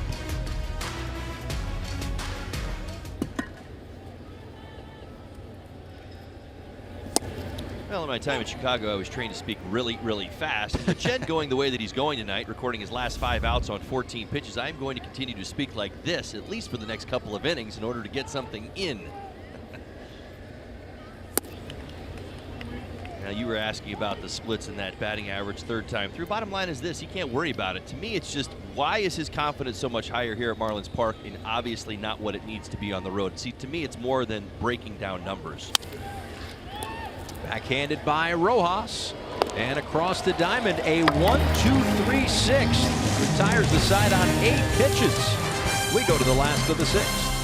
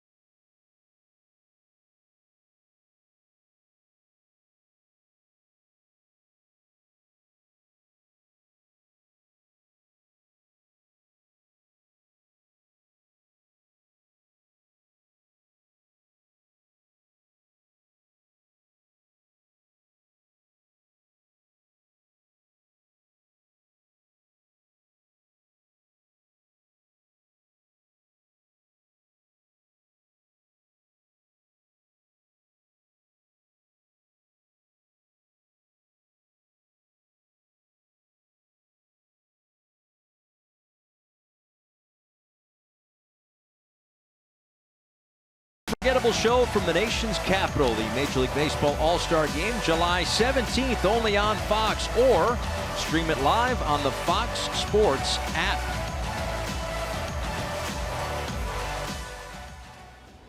Nice night here in Miami. 2-1 Marlins on top as we go to the bottom of the 6th inning. Starlin Castro, JT Riddle, and Miguel Rojas. Paul Severino, Todd Hollinsworth with you. Thanks so much for spending part of your Monday night with us as we kickstart the Citrus Series between the cross-state rivals, the Rays, the Marlins. They'll play 3 here tonight, tomorrow night, Wednesday afternoon, and then wrap up the Citrus Series the Friday, Saturday, and Sunday right after the All-Star Game. Knocked down there by Adames, and from the outfield grass, Castro will reach. Got on him quick. We'll see how they score that one. It'll be a base hit for Castro, and that is his 3rd of the night. No surprise there. Stay hot, Starlin Castro. Good swing of the bat. My goodness. You've seen him spray it tonight. Pick up 3 more hits. Now 14 hits on the homestand. He's quickly catching up to Scooter Gennett. Going into tonight, had 99 hits. Most by 2nd baseman in the National League. He's now got 95.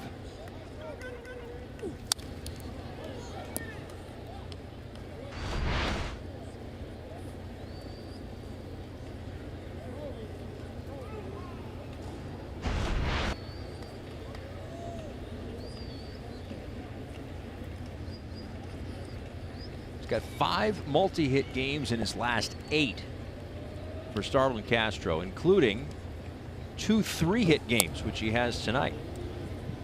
Inside to Riddle. Well, every manager has got to have a few guys that he can just trust to play every day through the ins and outs, the ups and downs of the seasons, the goods and the bads, the 10 for 20s and the 0 for 20s. Starlin Castro is that for Don Mattingly, no doubt about it.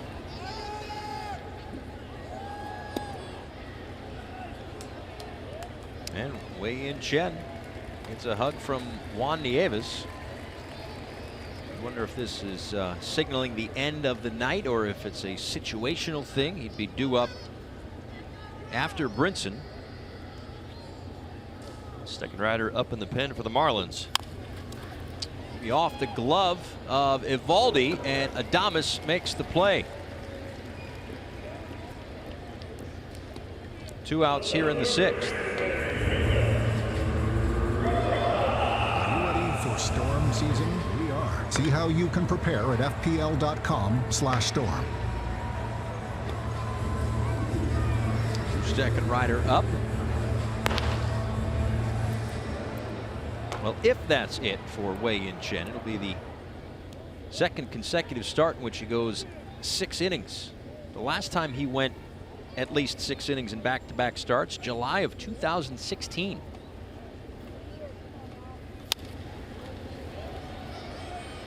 The dates on that were the 5th and the 15th, so I imagine there was an all-star break mixed in. But either way, that's kind of the whole thing right now for Chen, is piggyback good starts after good starts after good starts. It's good for him, it's good for the Marlins. And you got guys who made their Marlins debuts, and in Pablo Lopez's case over the weekend, major league debuts, Sandy Alcantara and Pablo Lopez Friday and Saturday night. Jose Urena figures to be back soon. A cue shot down the right field line for Rojas, a base hit. And he has 3 hits tonight.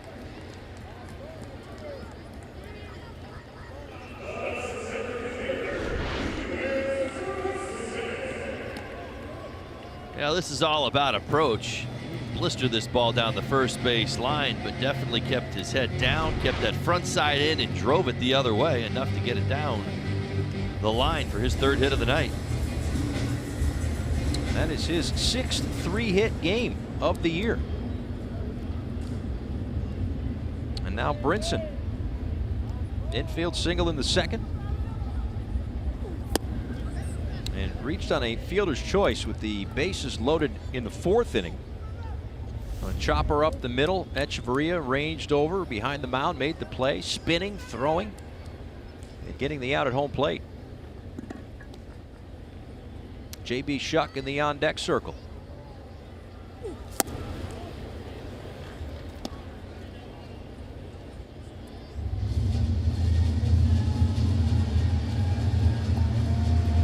Now Brinson's going to have to do a good job throughout this at-bat to start laying off that slider. I'll tell you, Eovaldi's convinced himself he can throw it and get that swing and a miss. So far over his last 2 at-bats, he's been able to get it. He's going to have to lay off it.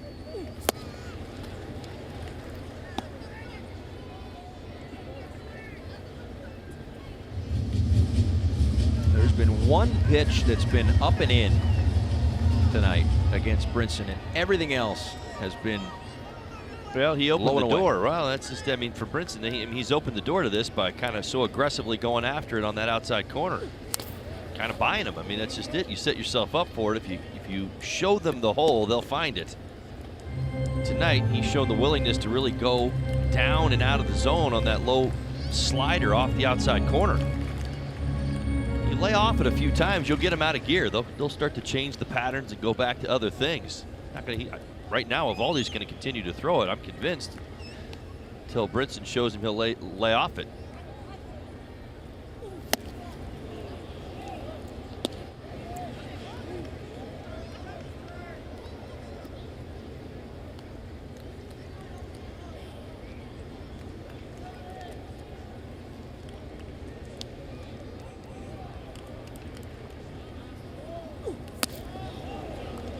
Did lay off it there, and that will load the count and release Rojas from first base.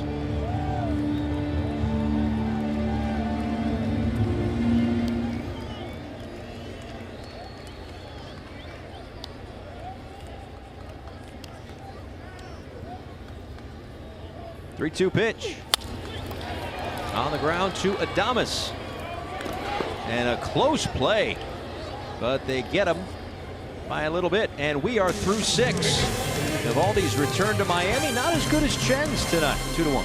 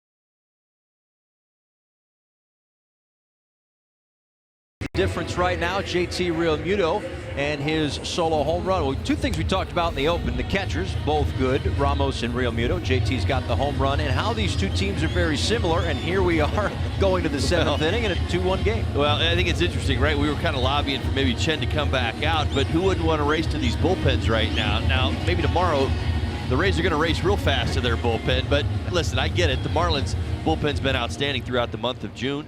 500 record. Huge kudos to those guys out there, and you got Steckenrider in the ball game now, and it makes all the sense in the world. When you've got hot hands, you try to get to them as quickly as possible and put the game in their hands. So we'll see how this one goes, but again, no surprise we're playing a low-scoring, one-run ball game. Absolutely, and the first guy that Steckenrider will face is Wilson Ramos, and he delivers a strike on the first pitch. Now, Steckenrider has been terrific. His mate out there in the bullpen, Kyle Bearclaw, however, was the reliever of the month, but that doesn't mean that Steckenrider wasn't good in June.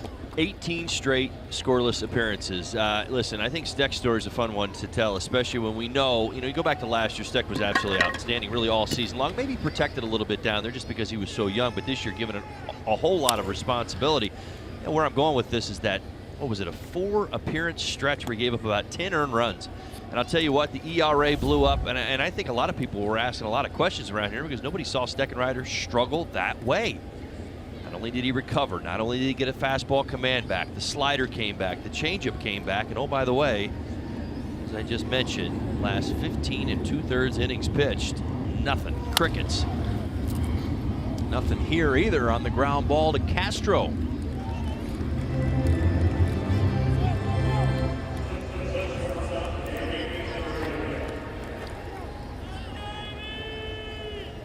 Let's take a closer look here. So 11 games in May. He was 1-1 with a 10.24 ERA. That's the part of the schedule that he was struggling with. But in June, nothing. Well, I mean, again, he got to the point where Steck had to probably, well, let's be honest, he was taken out of his role. I mean, the 8th inning role, he was kind of moved back down again. We like to use the word rehabilitated inside the game. Moved him back down to that 6th inning, gave him an inning. I remember Don Mattingly gave him an inning where just asked him to get an out, and he came back the next day, and it was a clean inning, and it was an easier inning with the game 5 or 6 runs, maybe a little out of hand, and next thing you know, he works his way back into his role again, and he's good to go.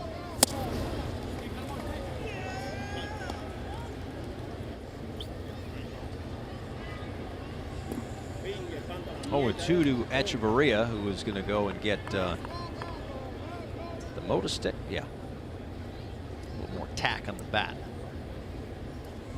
I think you've described this before, the difference between the stick and the pine tar. Stick is sticky. One's sticky, so is the other one, though, right? Well, it is, but it's different. It's not as... it's more of a tack? It's not as heavy. Okay.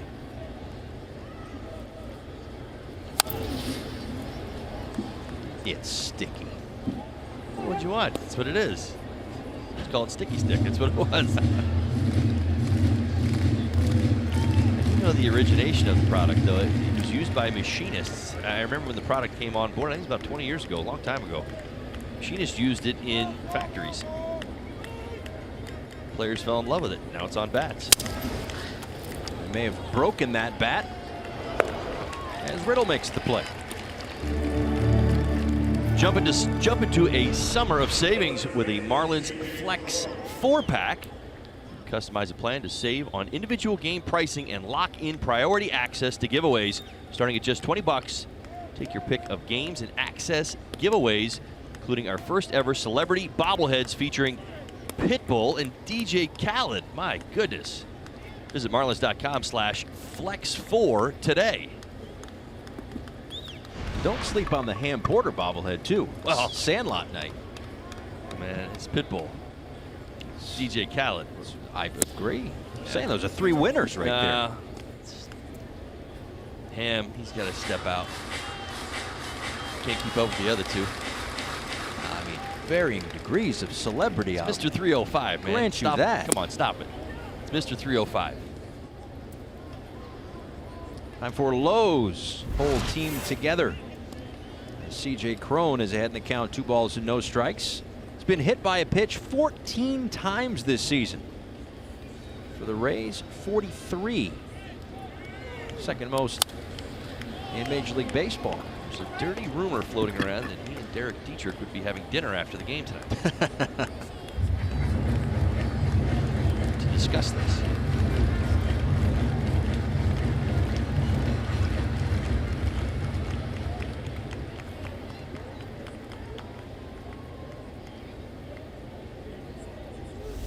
A hit in the second inning tonight for Crone. Fouls that one back, 2-2.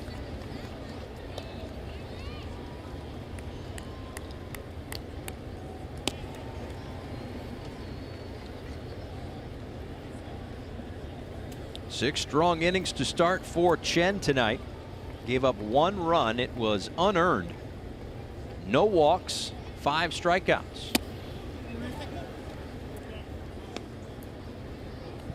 And back-to-back outings where he has gone at least 6 innings for the first time since July of 2016.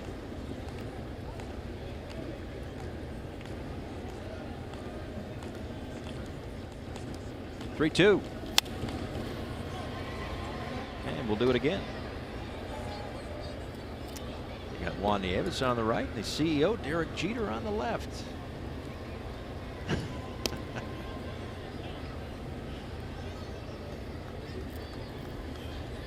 Conversation said, "You better win this game 2-1." With his pen, I like the chances. Popped up again. Bohr near the seats. And we'll do it again. I mean, that's like 3 identical foul balls. I mean, like when I say identical, like almost in the same section that it fell into the seats.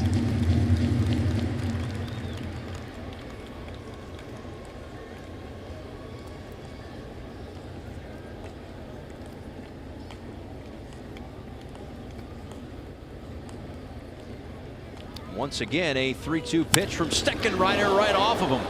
And to Bohr, who is trying to spin and apply the tag on Crone, but couldn't do it. So Crone will reach.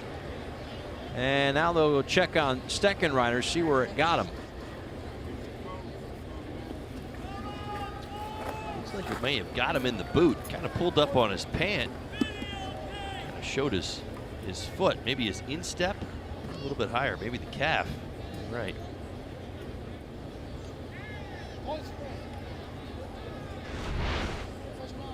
Here we go. Camera won't lie.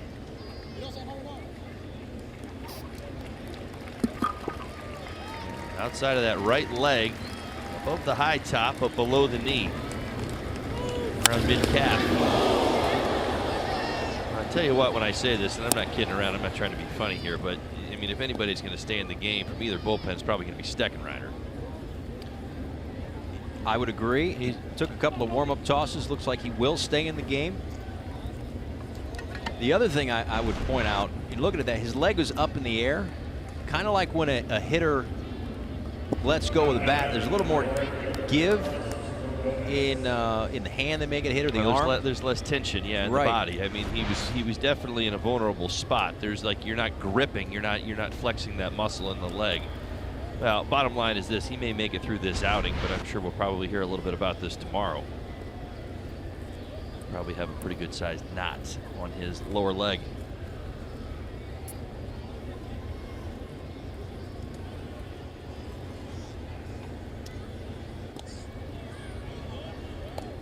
Well, through 1 or 2 warm-up tosses, waved off the medical staff, and he's going to stay in there to face Carlos Gomez, who grounded into an inning-ending double play in the second inning. The Rays had 2 runners aboard, 1 out.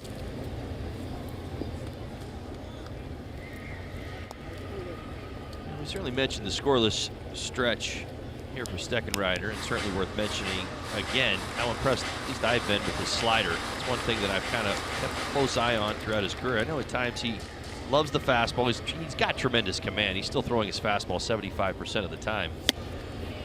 You see there, I mean, he's inclined to get back to his fastball as quickly as possible, but that equalizer, that slider that gets the swing and the miss or can pick up the strikeout, has been a valuable pitch during this scoreless stretch.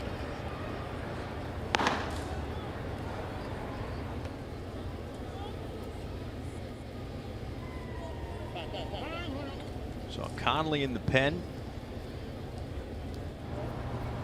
And on the other side, Matt Andriese, whose name had been thrown around to potentially start a game in this series. They'll use, the Rays will, all their guys in all different spots.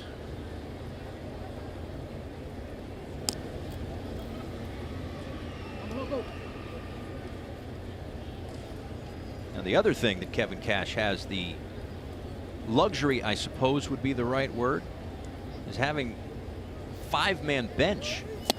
As Gomez strikes out, fires his bat down out of frustration, and the helmet.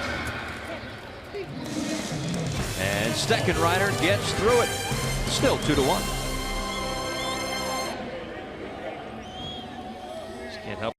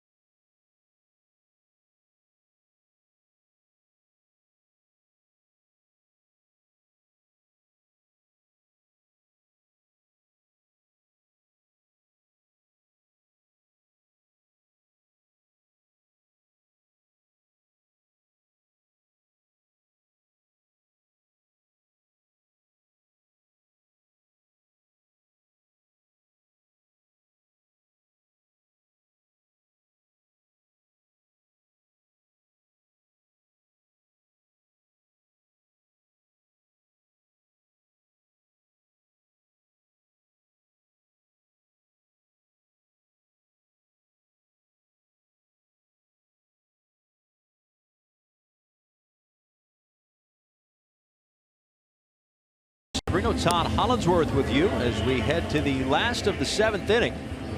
The night is over for Nate Eovaldi. 6 innings and 2 earned runs as he gives way to Matt Andriese out of the Rays bullpen. A double switch for the Rays as well, as Carlos Gomez, who struck out to end the inning, has been lifted. So Andriese goes into his spot, the number 7 spot in the Rays lineup. And Malik Smith, checking the scouting report out there in right field, will be due up second when the Rays hit again in the 8th. Andriese 4.02 ERA. He's allowed runs in 4 of his 5 appearances since the start of June, pitching to a 6.39 ERA. He's pitching much better until June hit.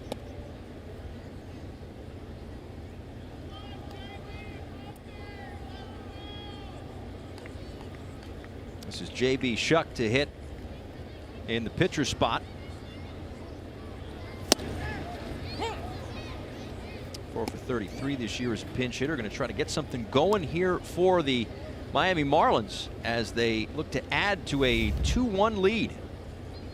Single runs in the 2nd for Miami, in the 5th for Miami on the home run by Realmuto, as this one is chopped to Crone. Got him by a step over at first, 1 away.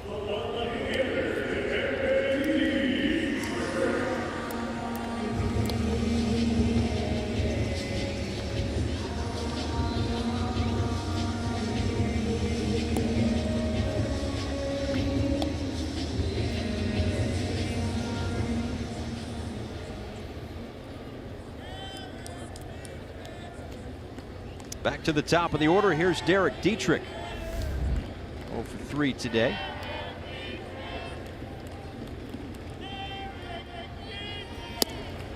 And a strike on the outside corner.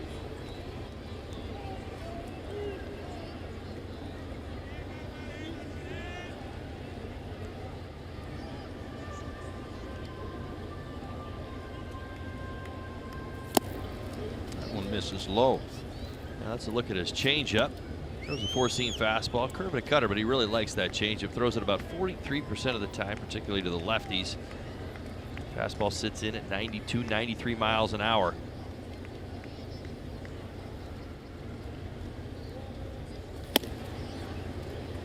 Gets Dietrich to go outside the zone for strike 2.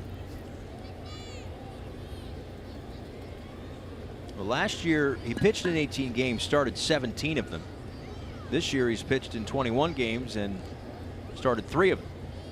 Now this is a Rays team that is kind of either working with what they've got is probably the right way to say it, as opposed to reinventing the wheel, which is what I tried to stop myself from saying. But last year what they would do is they would stop guys from facing a team third time through. This year, as we've noted, they are not having their quote-unquote starting pitchers start games. So guys that are affected, not so much the Chris Archers of the world, who will have a rehab start tomorrow, but you know, those middle of the rotation guys like Andres is affected.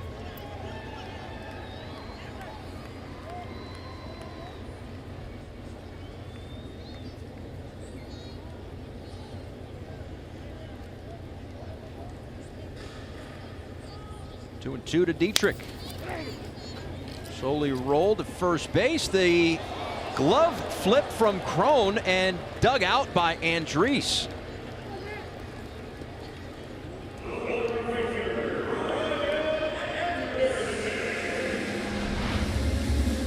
Tell you what, keep on rolling. This is going to be the Bonefish fresh catch of the day. One hopper, barely. I mean, my goodness, when I say barely. Not a whole lot on this flip. Almost looked like a little bit of a knuckleball there. Just no ankles got stepped on. Good job by Andres, to me. One heck of a play. Well, that was some coordination for Andres to find the bag and pick the ball out of the dirt.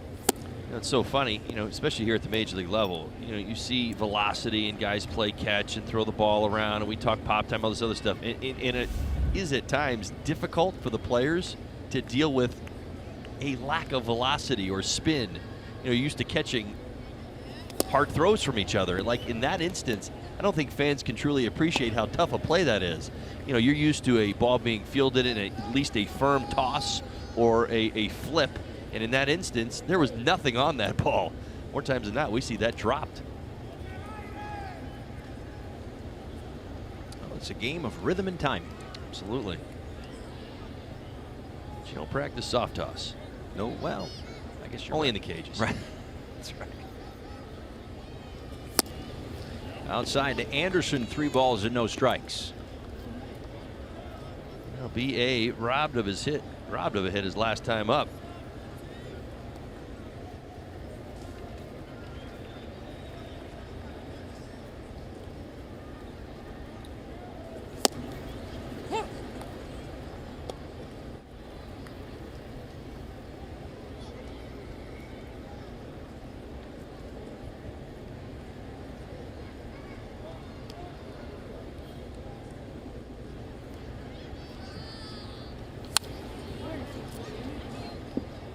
Talked before about how with Andres being affected by the way that the Rays are using their arms this year, he's still, you know, relatively stretched out, I suppose you could say. At least 2 innings and 13 of his 18 relief appearances this year.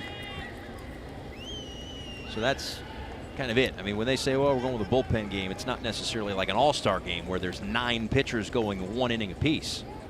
They'll piecemeal it together, try to get guys to go through the order once. This one grounded up the middle, but they had him played perfectly. And it's a 1-2-3 inning for Andres to the 8th.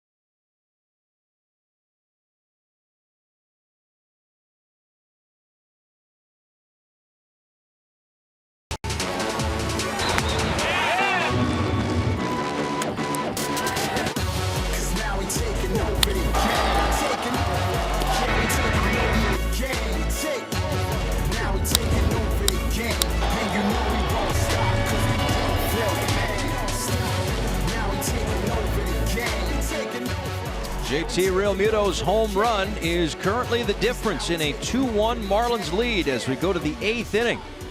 They got 6 from Wei-Yin Chen to start, 1 unearned run, 5 strikeouts. Drew Steckenrider worked the 7th. Shocking, a clean inning from him. JB Shuck stays in the game in left field, and the other half of that double switch is the lefty Adam Conley out of the Marlins bullpen. Face Willie Adames, Malik Smith, and Kevin Kiermaier here in the 8th inning. For Conley, his 18th game this year and a 1.56 ERA. Opponents hitting 169 against the lefty.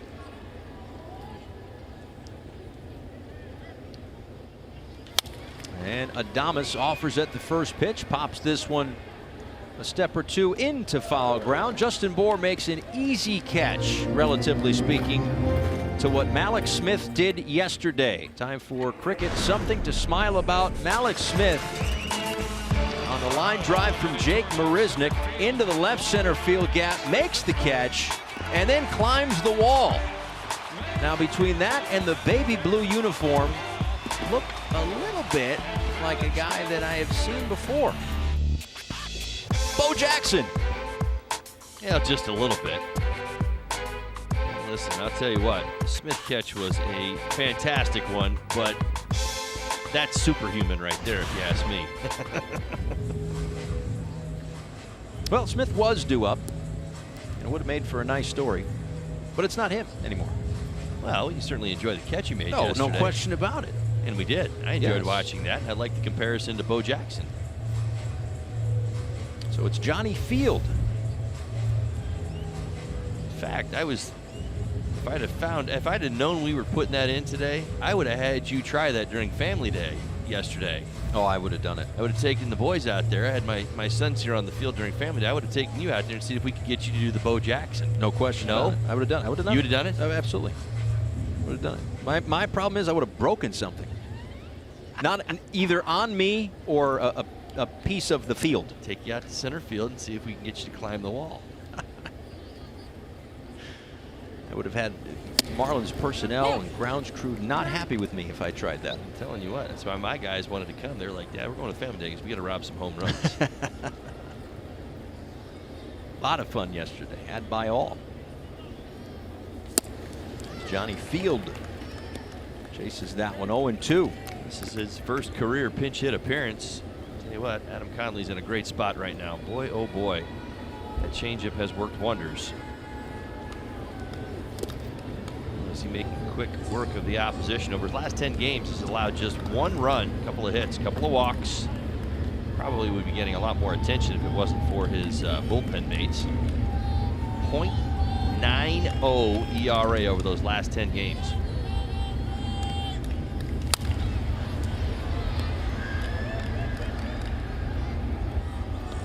I'll tell you what, it's been a pleasure to watch him work. He has really embraced his role in this bullpen. I know a lot's been made of this, but this team's playing better baseball in the month of June. Guys have accepted some different roles and have really flourished.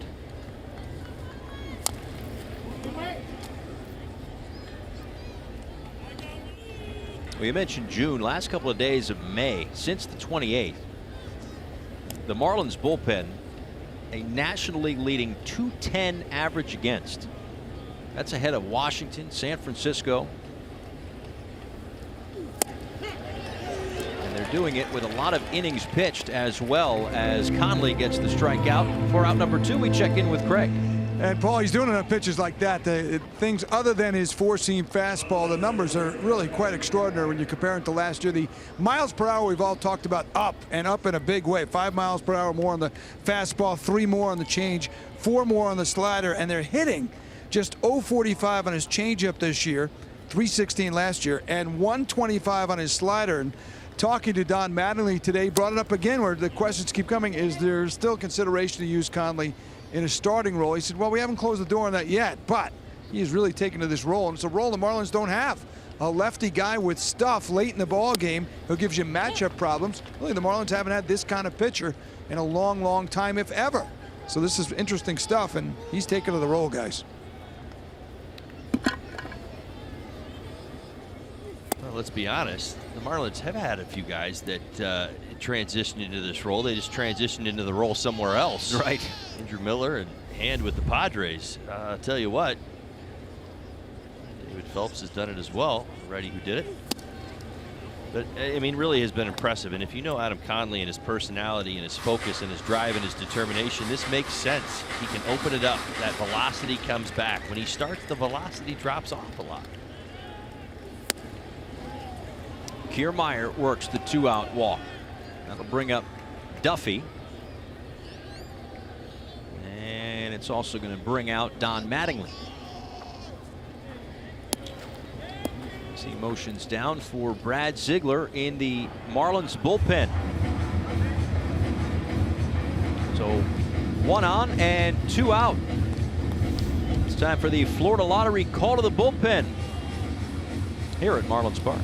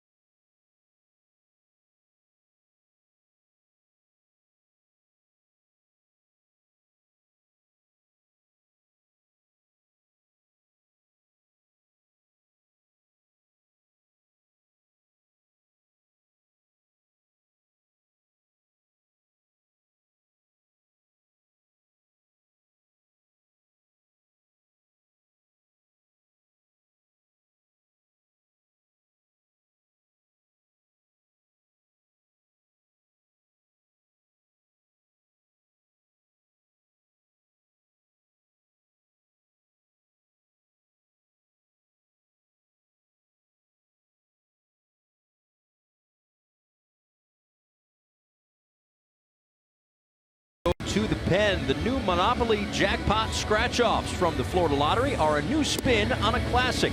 They're loaded with prizes from $10,000 to $2 million. So unleash the excitement anytime. The Florida Lottery, it's your ticket, must be 18 or older to play. Play responsibly. So Conley issues the walk to Kiermaier, and Ziegler comes in to face Matt Duffy. Now, since the start of June, Ziegler has been outstanding. Listen to his batting averages against the sinker. We talked about it, made a mechanical adjustment, found the sink in his sinker. 135 batting average against his sinker. Now, we talked about the improved slider as well as part of his arsenal. Hitters hitting 100 against the slider. Brad Ziegler has been in a very good spot over the last 5 weeks.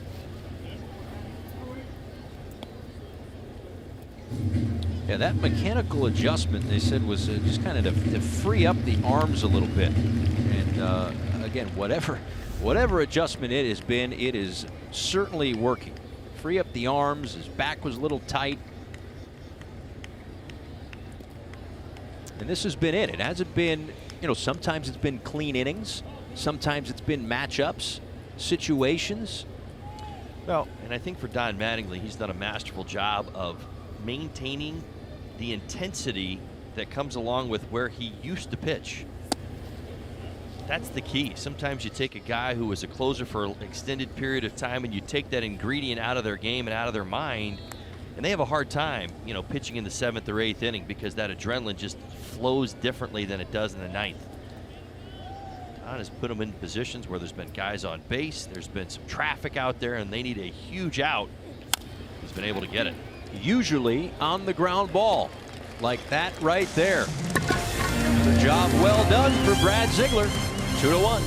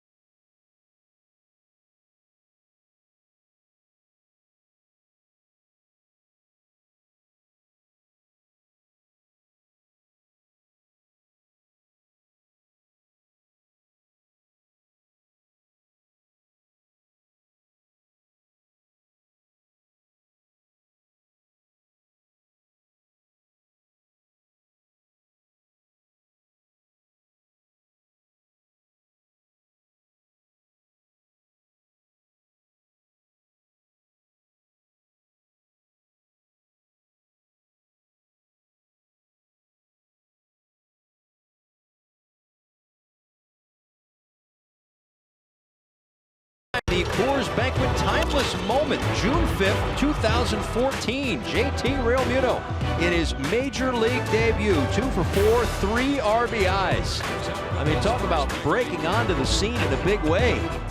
Look at JT. He's got that focus on it. I mean, he's got that laser focus all the time, doesn't he? Yeah. There's an intensity in this man's body that I'm telling you. That first pitch starts, boy, oh boy.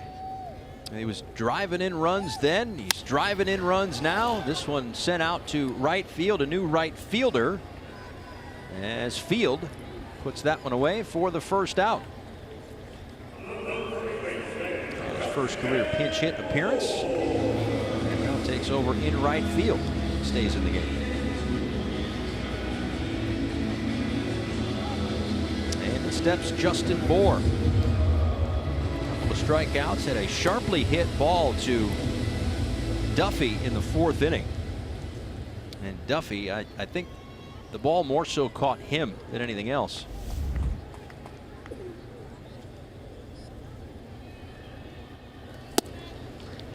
And is low.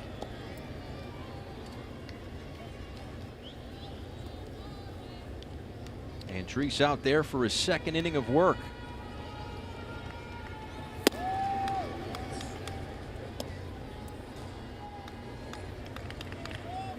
That ball in the 4th inning came off the bat at just under 109 miles per hour. And they had Bohr played similarly to how they have it now. Not there's a lot of real estate on the left side of the infield. He goes to the right side here, and the flip to first for out number 2. Watch every out-of-market regular season game live or on demand at home, office, or on the go with MLB.tv. Subscription includes MLB at Bat Premium, allowing you to watch live baseball on your favorite supported devices. Blackout and other restrictions apply. Visit MLB.tv for details. A 3-hit night for Starlin Castro. 3 singles and scored a run in the 2nd on the RBI double from Miguel Rojas.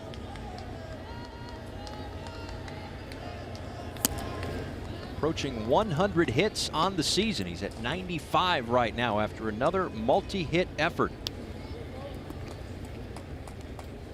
His 5th 3-hit game of the year, his 25th multi-hit game of the year.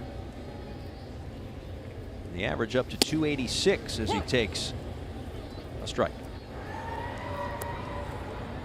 And your reliever of the month of June, Kyle Bearclaw, will face Robertson, Ramos, and Echeverria with at least a 2-1 lead.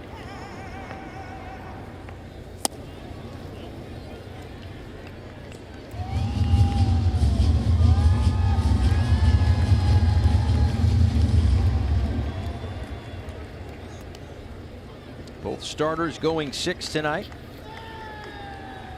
Eovaldi, an outing tonight much better than his last against his former club. As Castro lines a base hit into right center field. A 4-hit night. 3rd time this year for Starlin. Well, I've had the privilege of having seen many of Starlin Castro's games, but I'll tell you, when he finds it and he starts to go, boy oh boy, look out. It has been such a good approach over this homestand. Line to line, 4 hits tonight now. Swing is on time. You see the head down the barrel, staying on the baseball and going back through the middle. Think back to some of his struggles towards the middle to late part of June. He's really pulling off the baseball. A lot of ground balls to the left side, but not anymore. JT Riddle takes upstairs. Riddle walked in the 4th.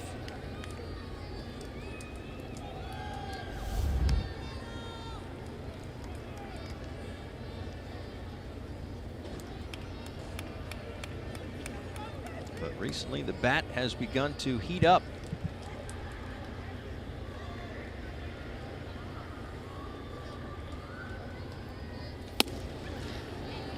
Two and 0.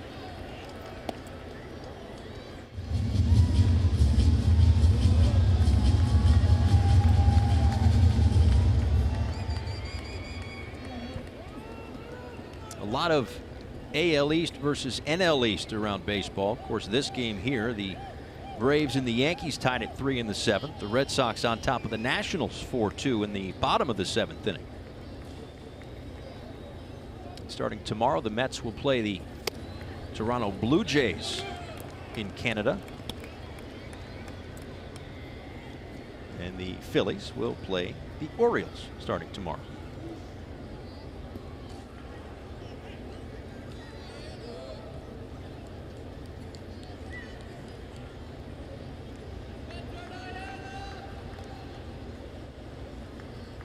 Three and 0 to Riddle. Takes a strike at the top of the zone.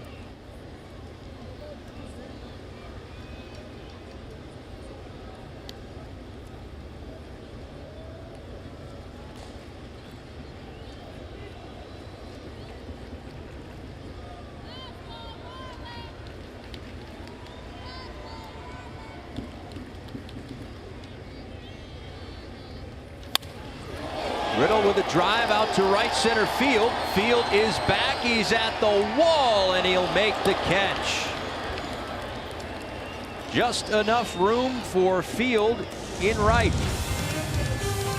We go to the 9th. Bear Claw coming in.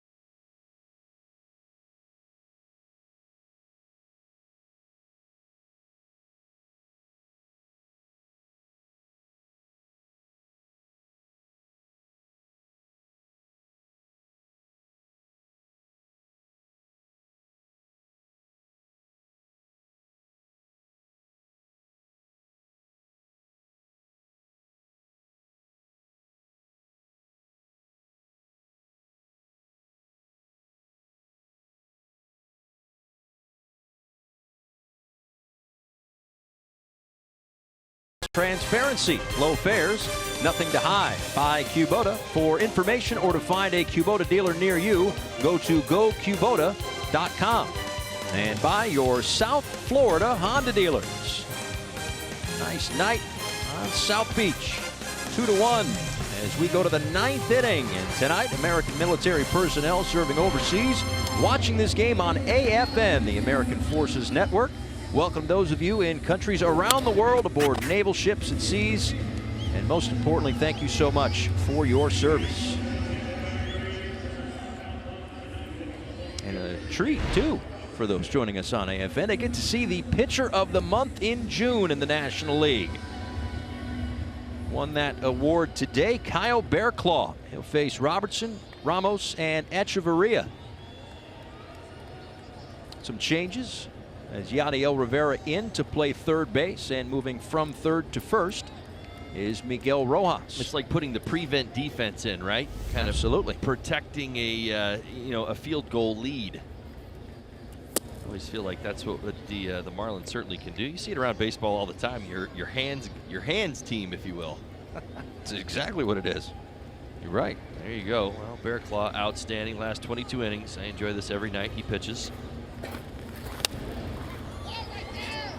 Oh, Two hits allowed. Yeah. 2 hits allowed last 68 at bats. 0-30. We update it every night. I mean, we just have so much fun with this. And oh, by the way, the hit he gave up in the Mets series was a bloop to Nimmo, I believe, down the left field line. It just found grass. It wasn't like it was a rocket off the bat. How about an ERA of .42 over these last, 22 innings?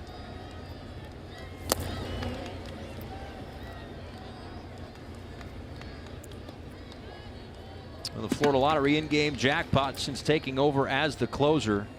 One measly little hit.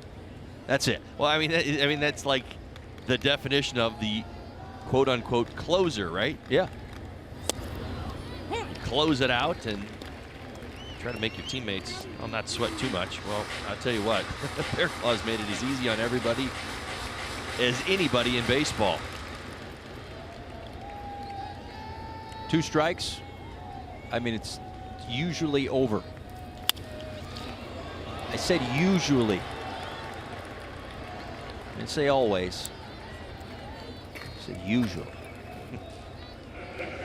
Unbelievable. Now it's a breaking ball that stays up. Steve Robertson keeps that head on it, drives it to left. That one a hard hit base hit. It's past a diving Riddle. So now a tough test with Wilson Ramos at the plate. He doubled in the second, but then a couple of groundouts tonight. We talked about the 2 catchers kind of being the centerpieces of each offense, and Ramos and Realmuto. And now the game that is 2-1 thanks to JT is offensively in the hands of the Rays catcher.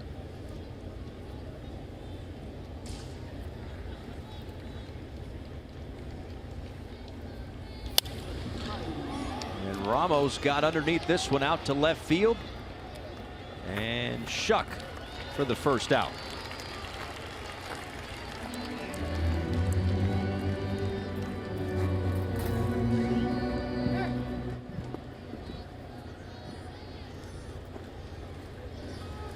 So Echeverria called back.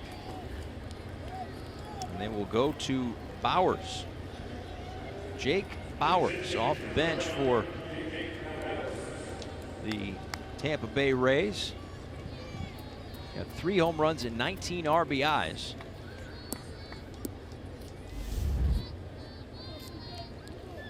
This will be the first pinch hit appearance for Bowers in his career. 256 average, couple of home runs, 7 RBIs.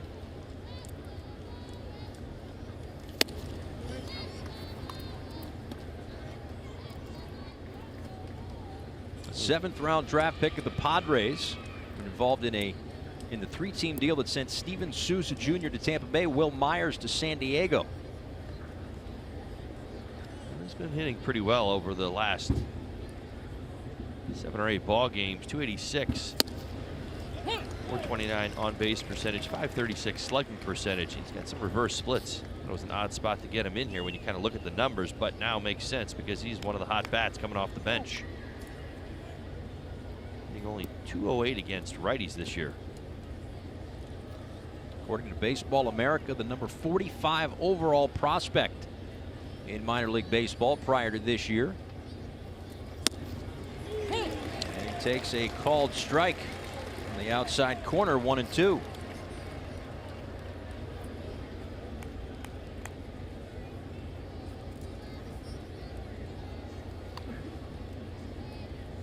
Spent all of last year with AAA Durham.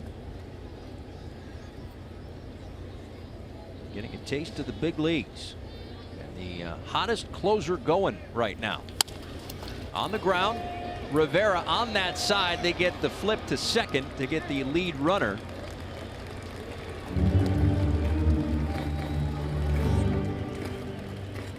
Bowers grounds into the shift for the second out.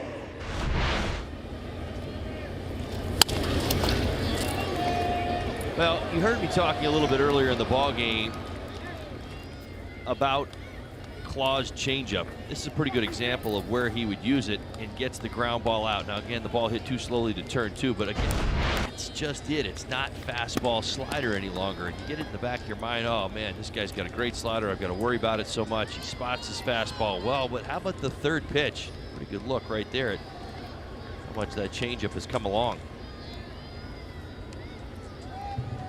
Last chance for the Rays. Here's C.J. Cron. Thrown a couple of hits tonight.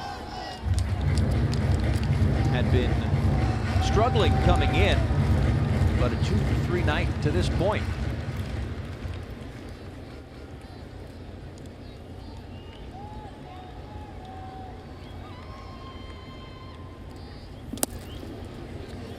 Thought about the snap throw.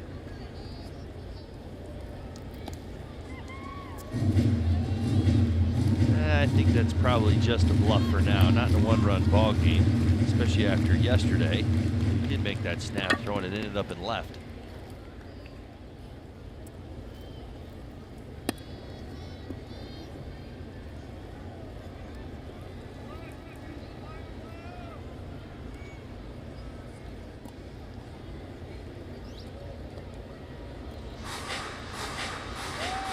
Should come as no surprise that the Rays in a tight ball game. As Holly mentioned before, over 40% of their games have been decided by a run.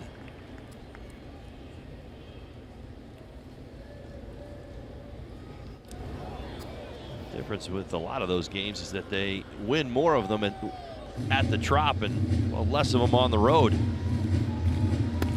This team 5 games under on the road this season. Fared too well in interleague. If it wasn't for the sweep of the Nationals at the Trop this past week, let's play it first. They were 0-7 going into the Nationals series against interleague opponents.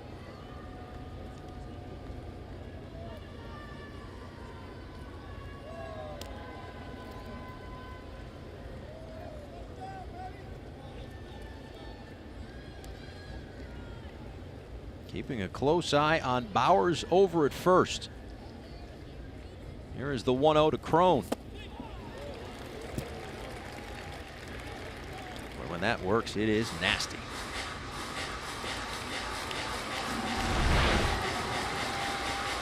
Here's a good look at the slider over the top. 4 fingers right there, and that ends up at the bottom of the strike zone, even farther down.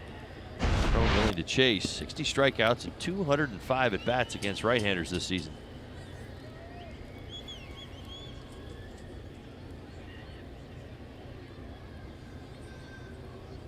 The 1-1. Left field. And a fair ball into the corner. Shuck comes up quickly. Here's the throw. And he dropped the ball at home plate. It bounced away, and Bowers never touched home until he went back around to touch it as Realmuto was finding the ball. Yeah, I don't know if JT knew. My goodness gracious, the ball beat him. Great job by everybody involved. Starting with Shuck, my goodness. I'll tell you what, let's do this part first. This one kind of tough hop. Keeps him off home. As the ball gets away, JT's looking back over his right shoulders. Bowers dives back in safe. Now he's safe. Wow. And that was fair by about 6 inches. And look at how quickly Shuck gets it in. JT Riddle as well. Good throw, good release.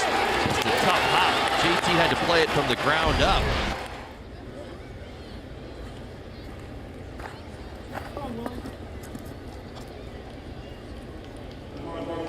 We're going to give an intentional pass to Wendell, 2 for 7 in his career pinch hitting.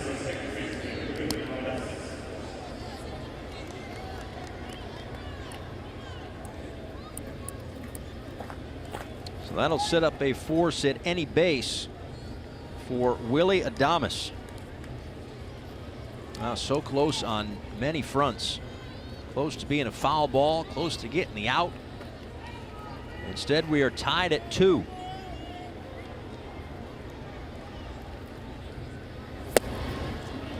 Down low to Adames. Singled in the 3rd, struck out in the 5th, and popped up in foul ground in the 8th.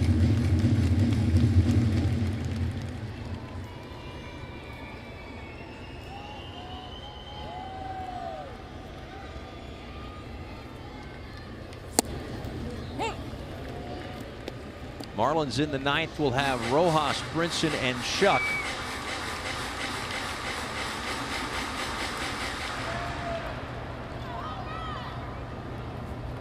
As the righty Castillo loosens for the Rays.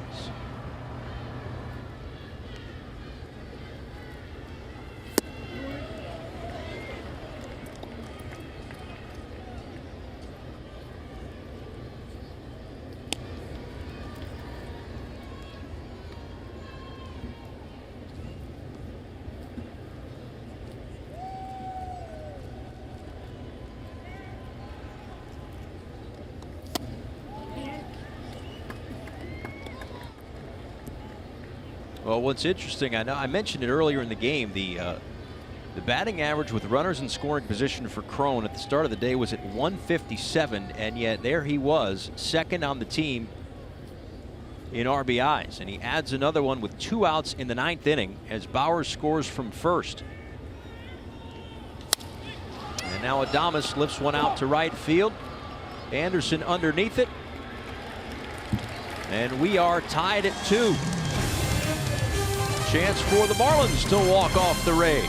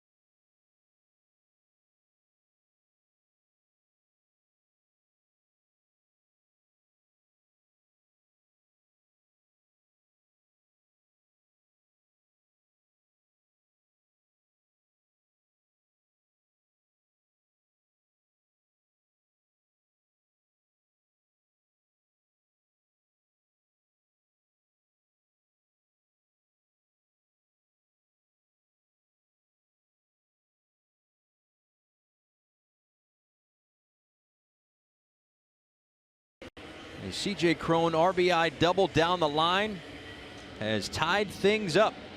Robertson moves from left to short, and Bowers stays in the game to move into left field. He's the one that scored the run from first on the Cron double that was less than a foot from going foul. And now Diego Castillo is out of the Rays bullpen. 12th game this year for him, a 1.80 ERA has been effective. Well, he certainly has. Lefty sitting 150, righties 156.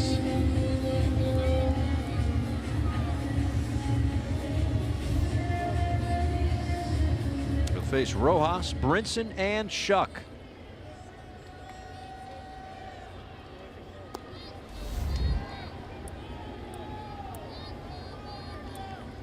Three hits tonight for Miguel. An RBI double in the 2nd. Singles in the 4th and the 6th.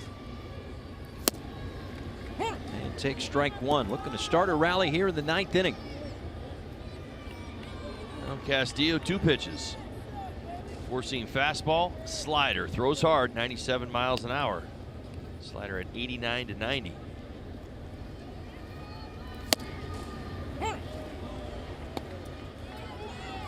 And Joey Wendell in at second base.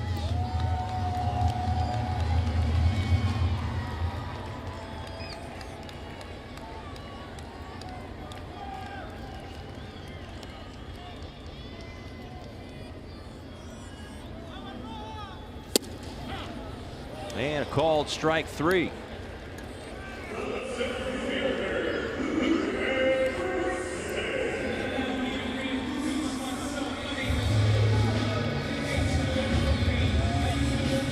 Brinson a base hit in the 2nd. Grounded into a fielder's choice in the 4th. Play behind the mound made by Danny Echeverria. He came home with it. Essentially took a run off the board.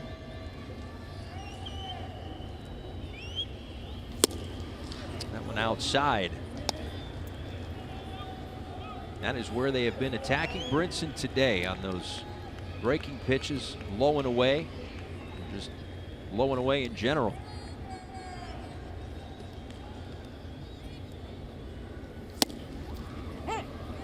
Just like that, Ramos sets up inside, 99 on the black.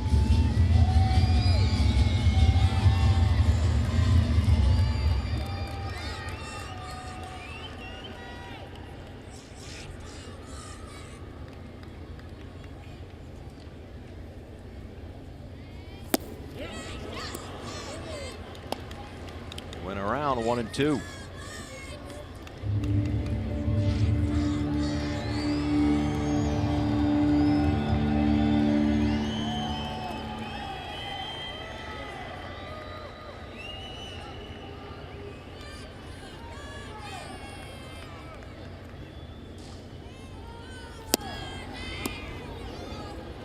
Tough one to lay off there, but he did. 99 just outside. Working a little in and out right now. Fastballs in, sliders away.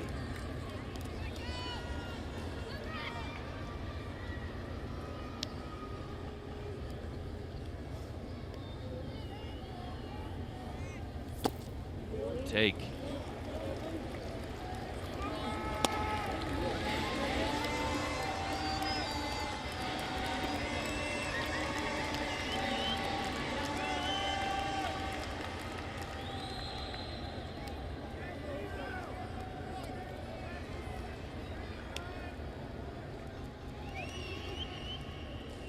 Payoff pitch to Brinson.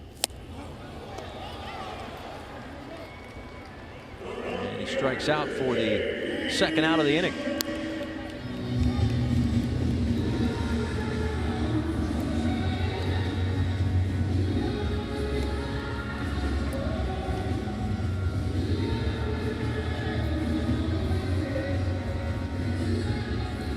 Kyle Bearclaw, the first run that he had given up after 20 2/3 scoreless innings. A blown save on a double down the left field line that was fair by mere inches.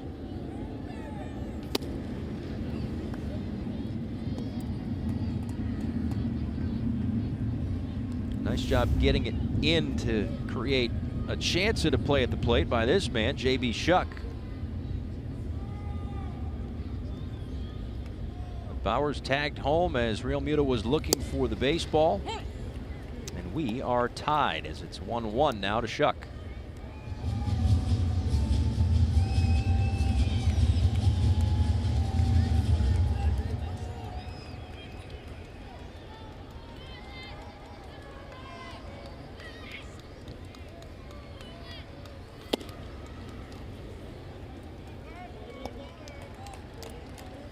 When Castillo has missed, he has missed.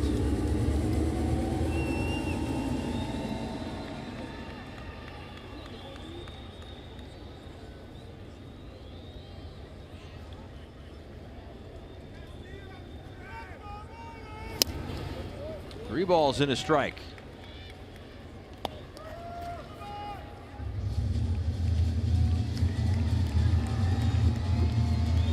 Cameron Maben in the odd deck circle with Kyle Bearclaw technically due up next.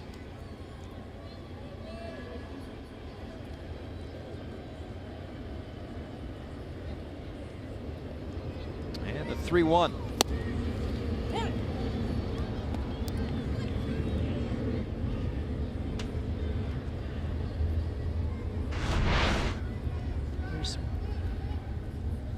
That comeback action, that arm side run back towards the middle of the plate. 97. Hey, what? Castillo's got a really good arm. And up the middle, a base hit for J.B. Shuck.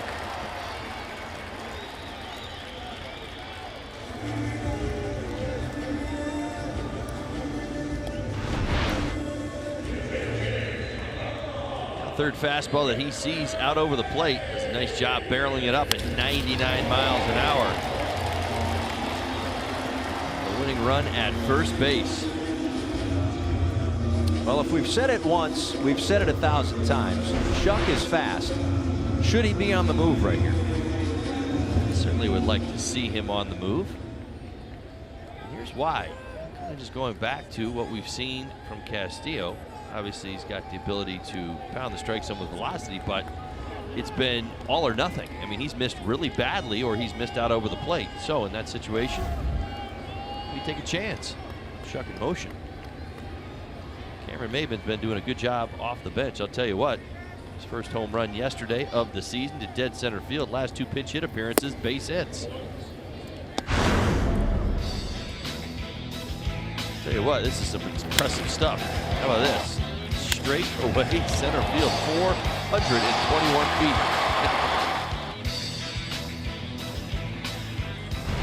Well, he's driven in 5 runs in his last 15 at-bats. It's the first hit, I believe it was Robertson for the Mets. Just recently been called up and been pitching too long with the Mets.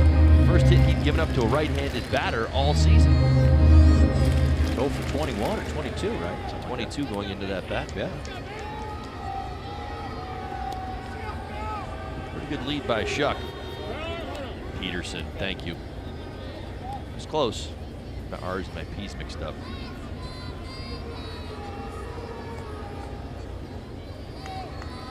Mind your P's and Q's. There you go.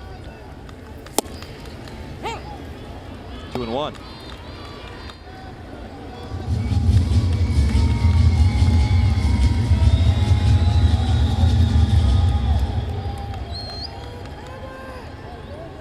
Now the Rays playing no doubles in the outfield, extra deep, trying to keep everything in front.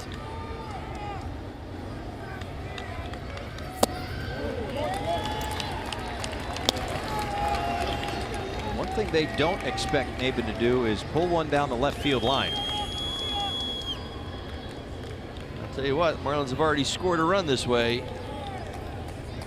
earlier in the ball game. If you remember back to the Rojas double, just down that line.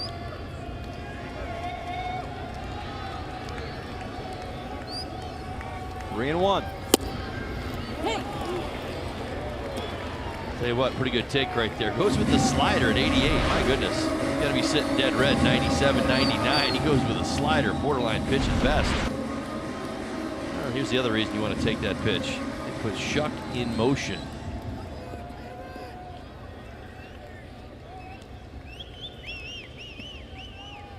The left field corner has resulted in a couple runs scored for both teams tonight.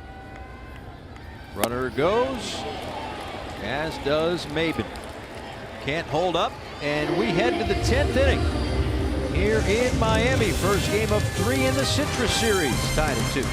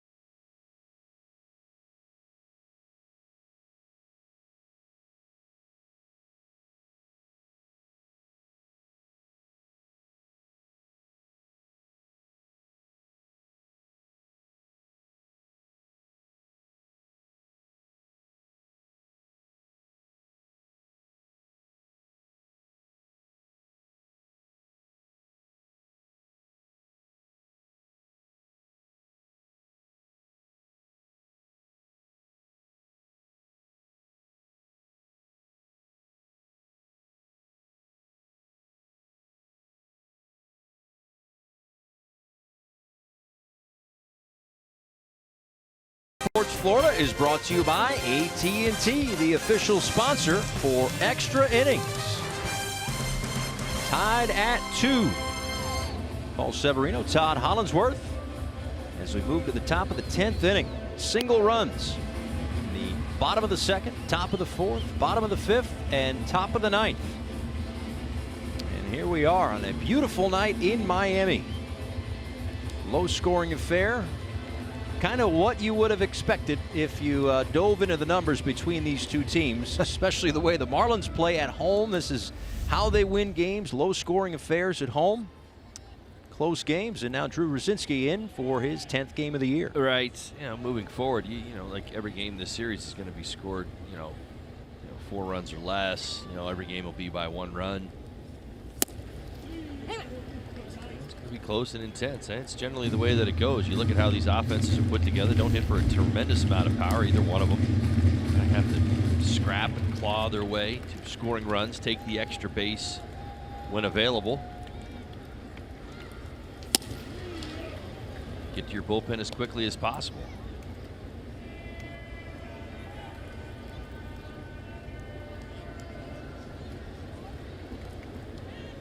Johnny Field. We'll see a 1-1 from Rosinski. And he takes just a little high, 2-1. Rosinski's done a very nice job this season. Retired the first batter he's faced in all 9 of his appearances so far. Scoreless last 2 times out. No walks, 3 strikeouts. Both of those against the Mets.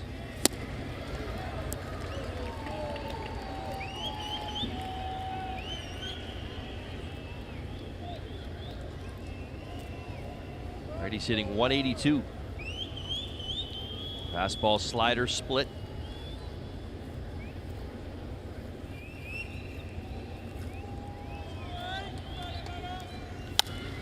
2-2 pitch is fouled away. He stays alive. Rosinski has been particularly effective early on. I remember what I mean by early on, early in his appearances. A lot of his appearances have been 2 innings or more. In fact, 4 of the 9 have actually been more than an inning. But in that first inning, he has been lights out. There's only 3 for 26. He's always done a nice job. Just keep your eye open, see if he's asked to go more than an inning tonight. The Marlins don't get that walk-off before.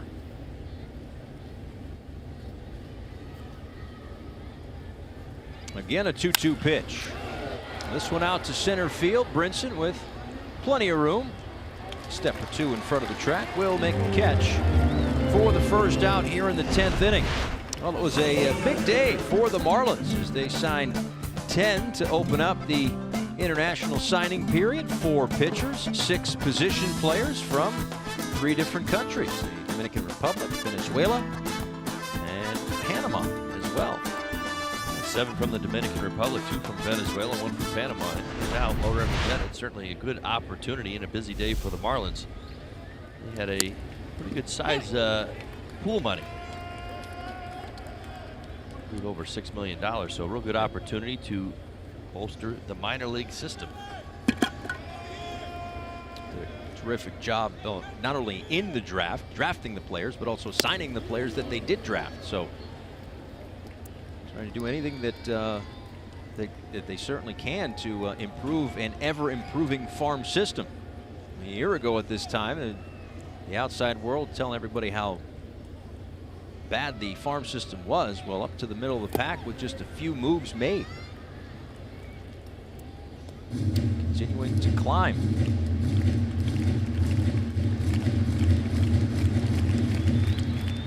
Kevin Kiermaier 0 for 3, walked in the 8th inning.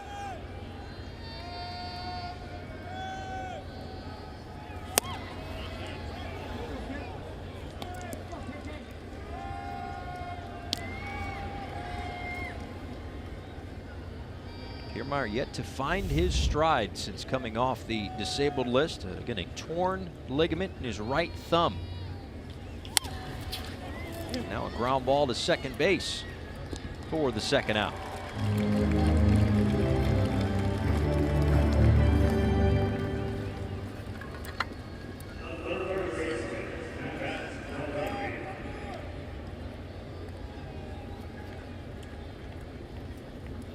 Two outs for Matt Duffy. Came into the game hitting over 320. He is 0 for 4, 3 ground outs and a fly ball. Takes ball 1.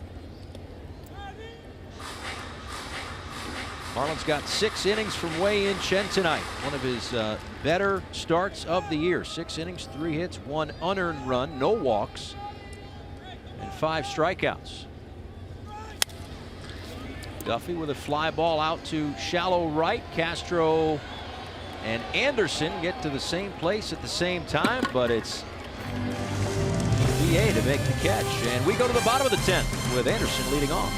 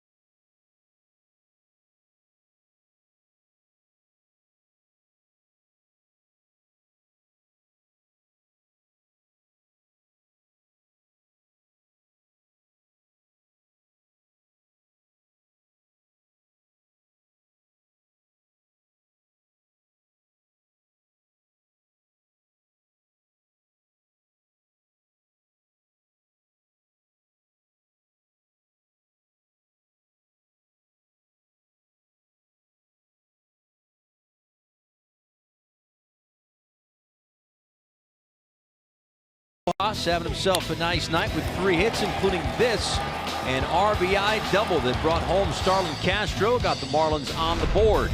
In the 4th, however, a sacrifice fly off the bat of former Marlin Adeiny Echeverria. Anderson in right field, a strong throw, a little off the mark, and that allowed the run to score. 5th inning, JT Realmuto connecting on a home run. This one to left center field off of Nate Eovaldi. His 11th home run of the season. In the 9th inning, though, Kyle Bearclaw, who has been lights out and just about unhittable, C.J. Cron down the left field line, fair by mere inches. Throw comes home, gets away from Realmuto, and Cron drives home the game-tying run. So here we are, bottom of the 10th, Brian Anderson. One upstairs from Ryan Stanek, and it's 1-0. For Claw, it's the first game since April 23rd versus the Dodgers, in which he gave up 2 hits. It's been a while.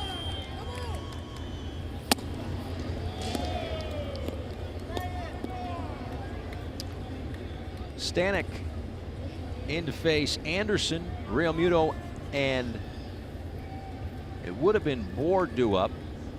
I think the only bat they have on the bench is Holiday.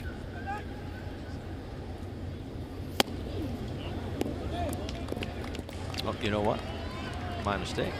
Yadiel Rivera is in that spot.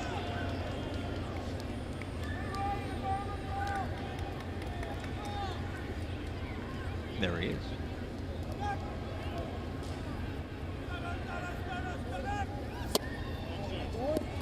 And a 4-pitch walk. Anderson is aboard.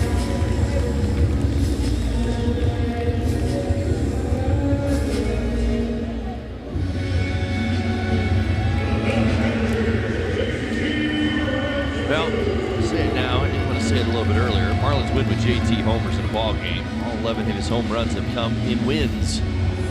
So certainly worth mentioning. Solo shot in the 5th.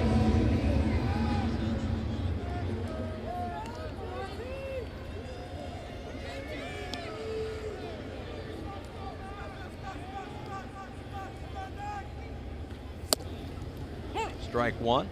They are a different team, a much better team, a much more balanced club when JT plays. Wins and losses. That's right. Well, when he swings the bat and Certainly when he's involved. Of course, he's involved all the time.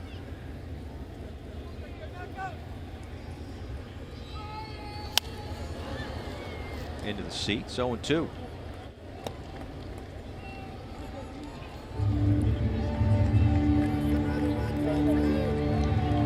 Mentioned at the beginning of the ball game, Eovaldi, fourth highest average fastball velocity in baseball. I suppose I probably could have given you the laundry list of people who are in front of him. It's only 3 people. Syndergaard, the Mets, I think most people get his velocity.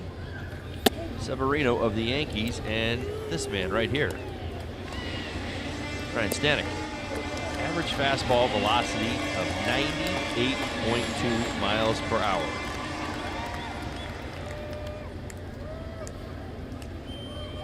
Well, the other 2 that you mentioned are starting pitchers. Well, and that's the group. See, he gets plumped in there because he's done it before. Yeah, exactly. And Realmuto, a line drive, base hit. Anderson takes a turn toward third, and he will get there. Second hit of the night for JT, and it sets up a first and third with nobody out.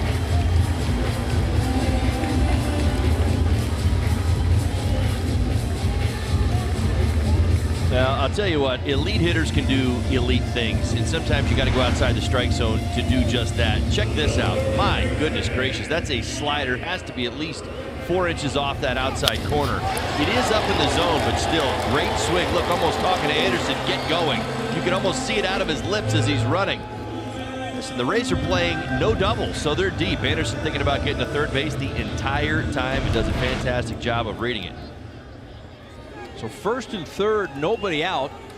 Rays will play the infield in, not walk the bases loaded.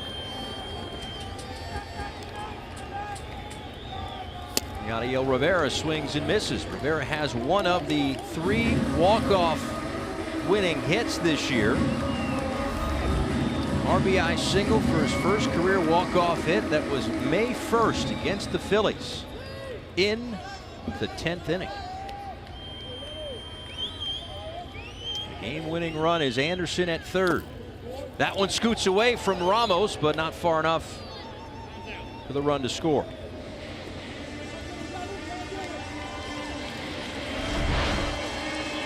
So slider down, nice job by Rivera, leaving it alone. Ramos keeps it in front. With the infield in, you play a passive-aggressive mentality on offense. Anderson knows, listen, I've got Starlin Castro in the on-deck circle. He's 4 for 4 in the game today. I'm not looking to get crazy over here, just careful. That's why you didn't see JT move up a base. You certainly are trying to read the situation here. At the same time, on the bases with the infield in, you don't need to be a hero. Looking to score on something that is 100%. It's not going to be go on contact. Infield and outfield in, the 2-1 chop, and Duffy makes the play, gets it out of his glove, and Anderson's gonna score. And Yadiel Rivera, for the second time this year, drives in the game-winning run. How about it? Game-winning hit for Rivera. Well done, well done. They've got 4 walk-off wins this year. He's got 2 of them. Marlins win it, 3-2.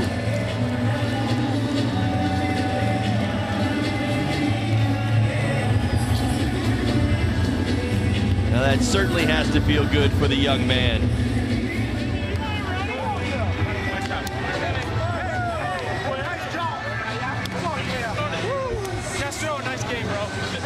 All right, let's give you another quick look at this. Another slider, he's out in front of it, chops it down the third baseline. Now Anderson goes once he realizes the ball's behind him. It's behind Duffy. But the throw is coming in. It is nowhere near Ramos at home, and you've got yourself a Marlins win. You see that little peek right there. Nice job by Anderson, kind of creeping to the inside part of the plate where the throw is coming as well. This is great base running. He knows this is a do-or-die play. Watch him move in. He slides into the front part of home plate. There's that throw from getting to Ramos in part. Well done. It wasn't going to be an easy play for Duffy by any stretch, but he had a tough time getting it out of his glove. Anderson scores, and Rivera, the last couple of weeks, I mean, he has either started rallies or come up with big hits. It's been very nice to see last couple of weeks, and he is downstairs with Craig Minervini. All right, exciting play. Thank you very much, Paul. You hit the ball down the line. Fair or foul? Take me your thoughts on the play and the fact that Anderson goes with nobody out there. No, you know, trying to put something on the outfield. That was the goal, and just put it on play. You know, go out there, put good at bat, put it on play, and anything can happen. And that's what happened today. We got the win. Got another walk-off hit. Feel great. On the play, here it is. Anderson takes off. He's kind of a dead duck if he doesn't go. So with nobody out, did you expect him to go or? No, I'm nobody out. You expect somebody, you know, just wait 1 hour, 2 hours to something like that. But I mean, he go there and make it tough for the third base, and we got to run and we got to win. How about this win after losing the lead in the 9th inning for your team, which you've shown this really the last 5 weeks or so, as we look at Derek Jeter enjoying that moment, the comeback nature, even today, where you lose the lead and wind up coming back. We never give up. I mean, we're a good team, and we always go out there and fight. And you know, like.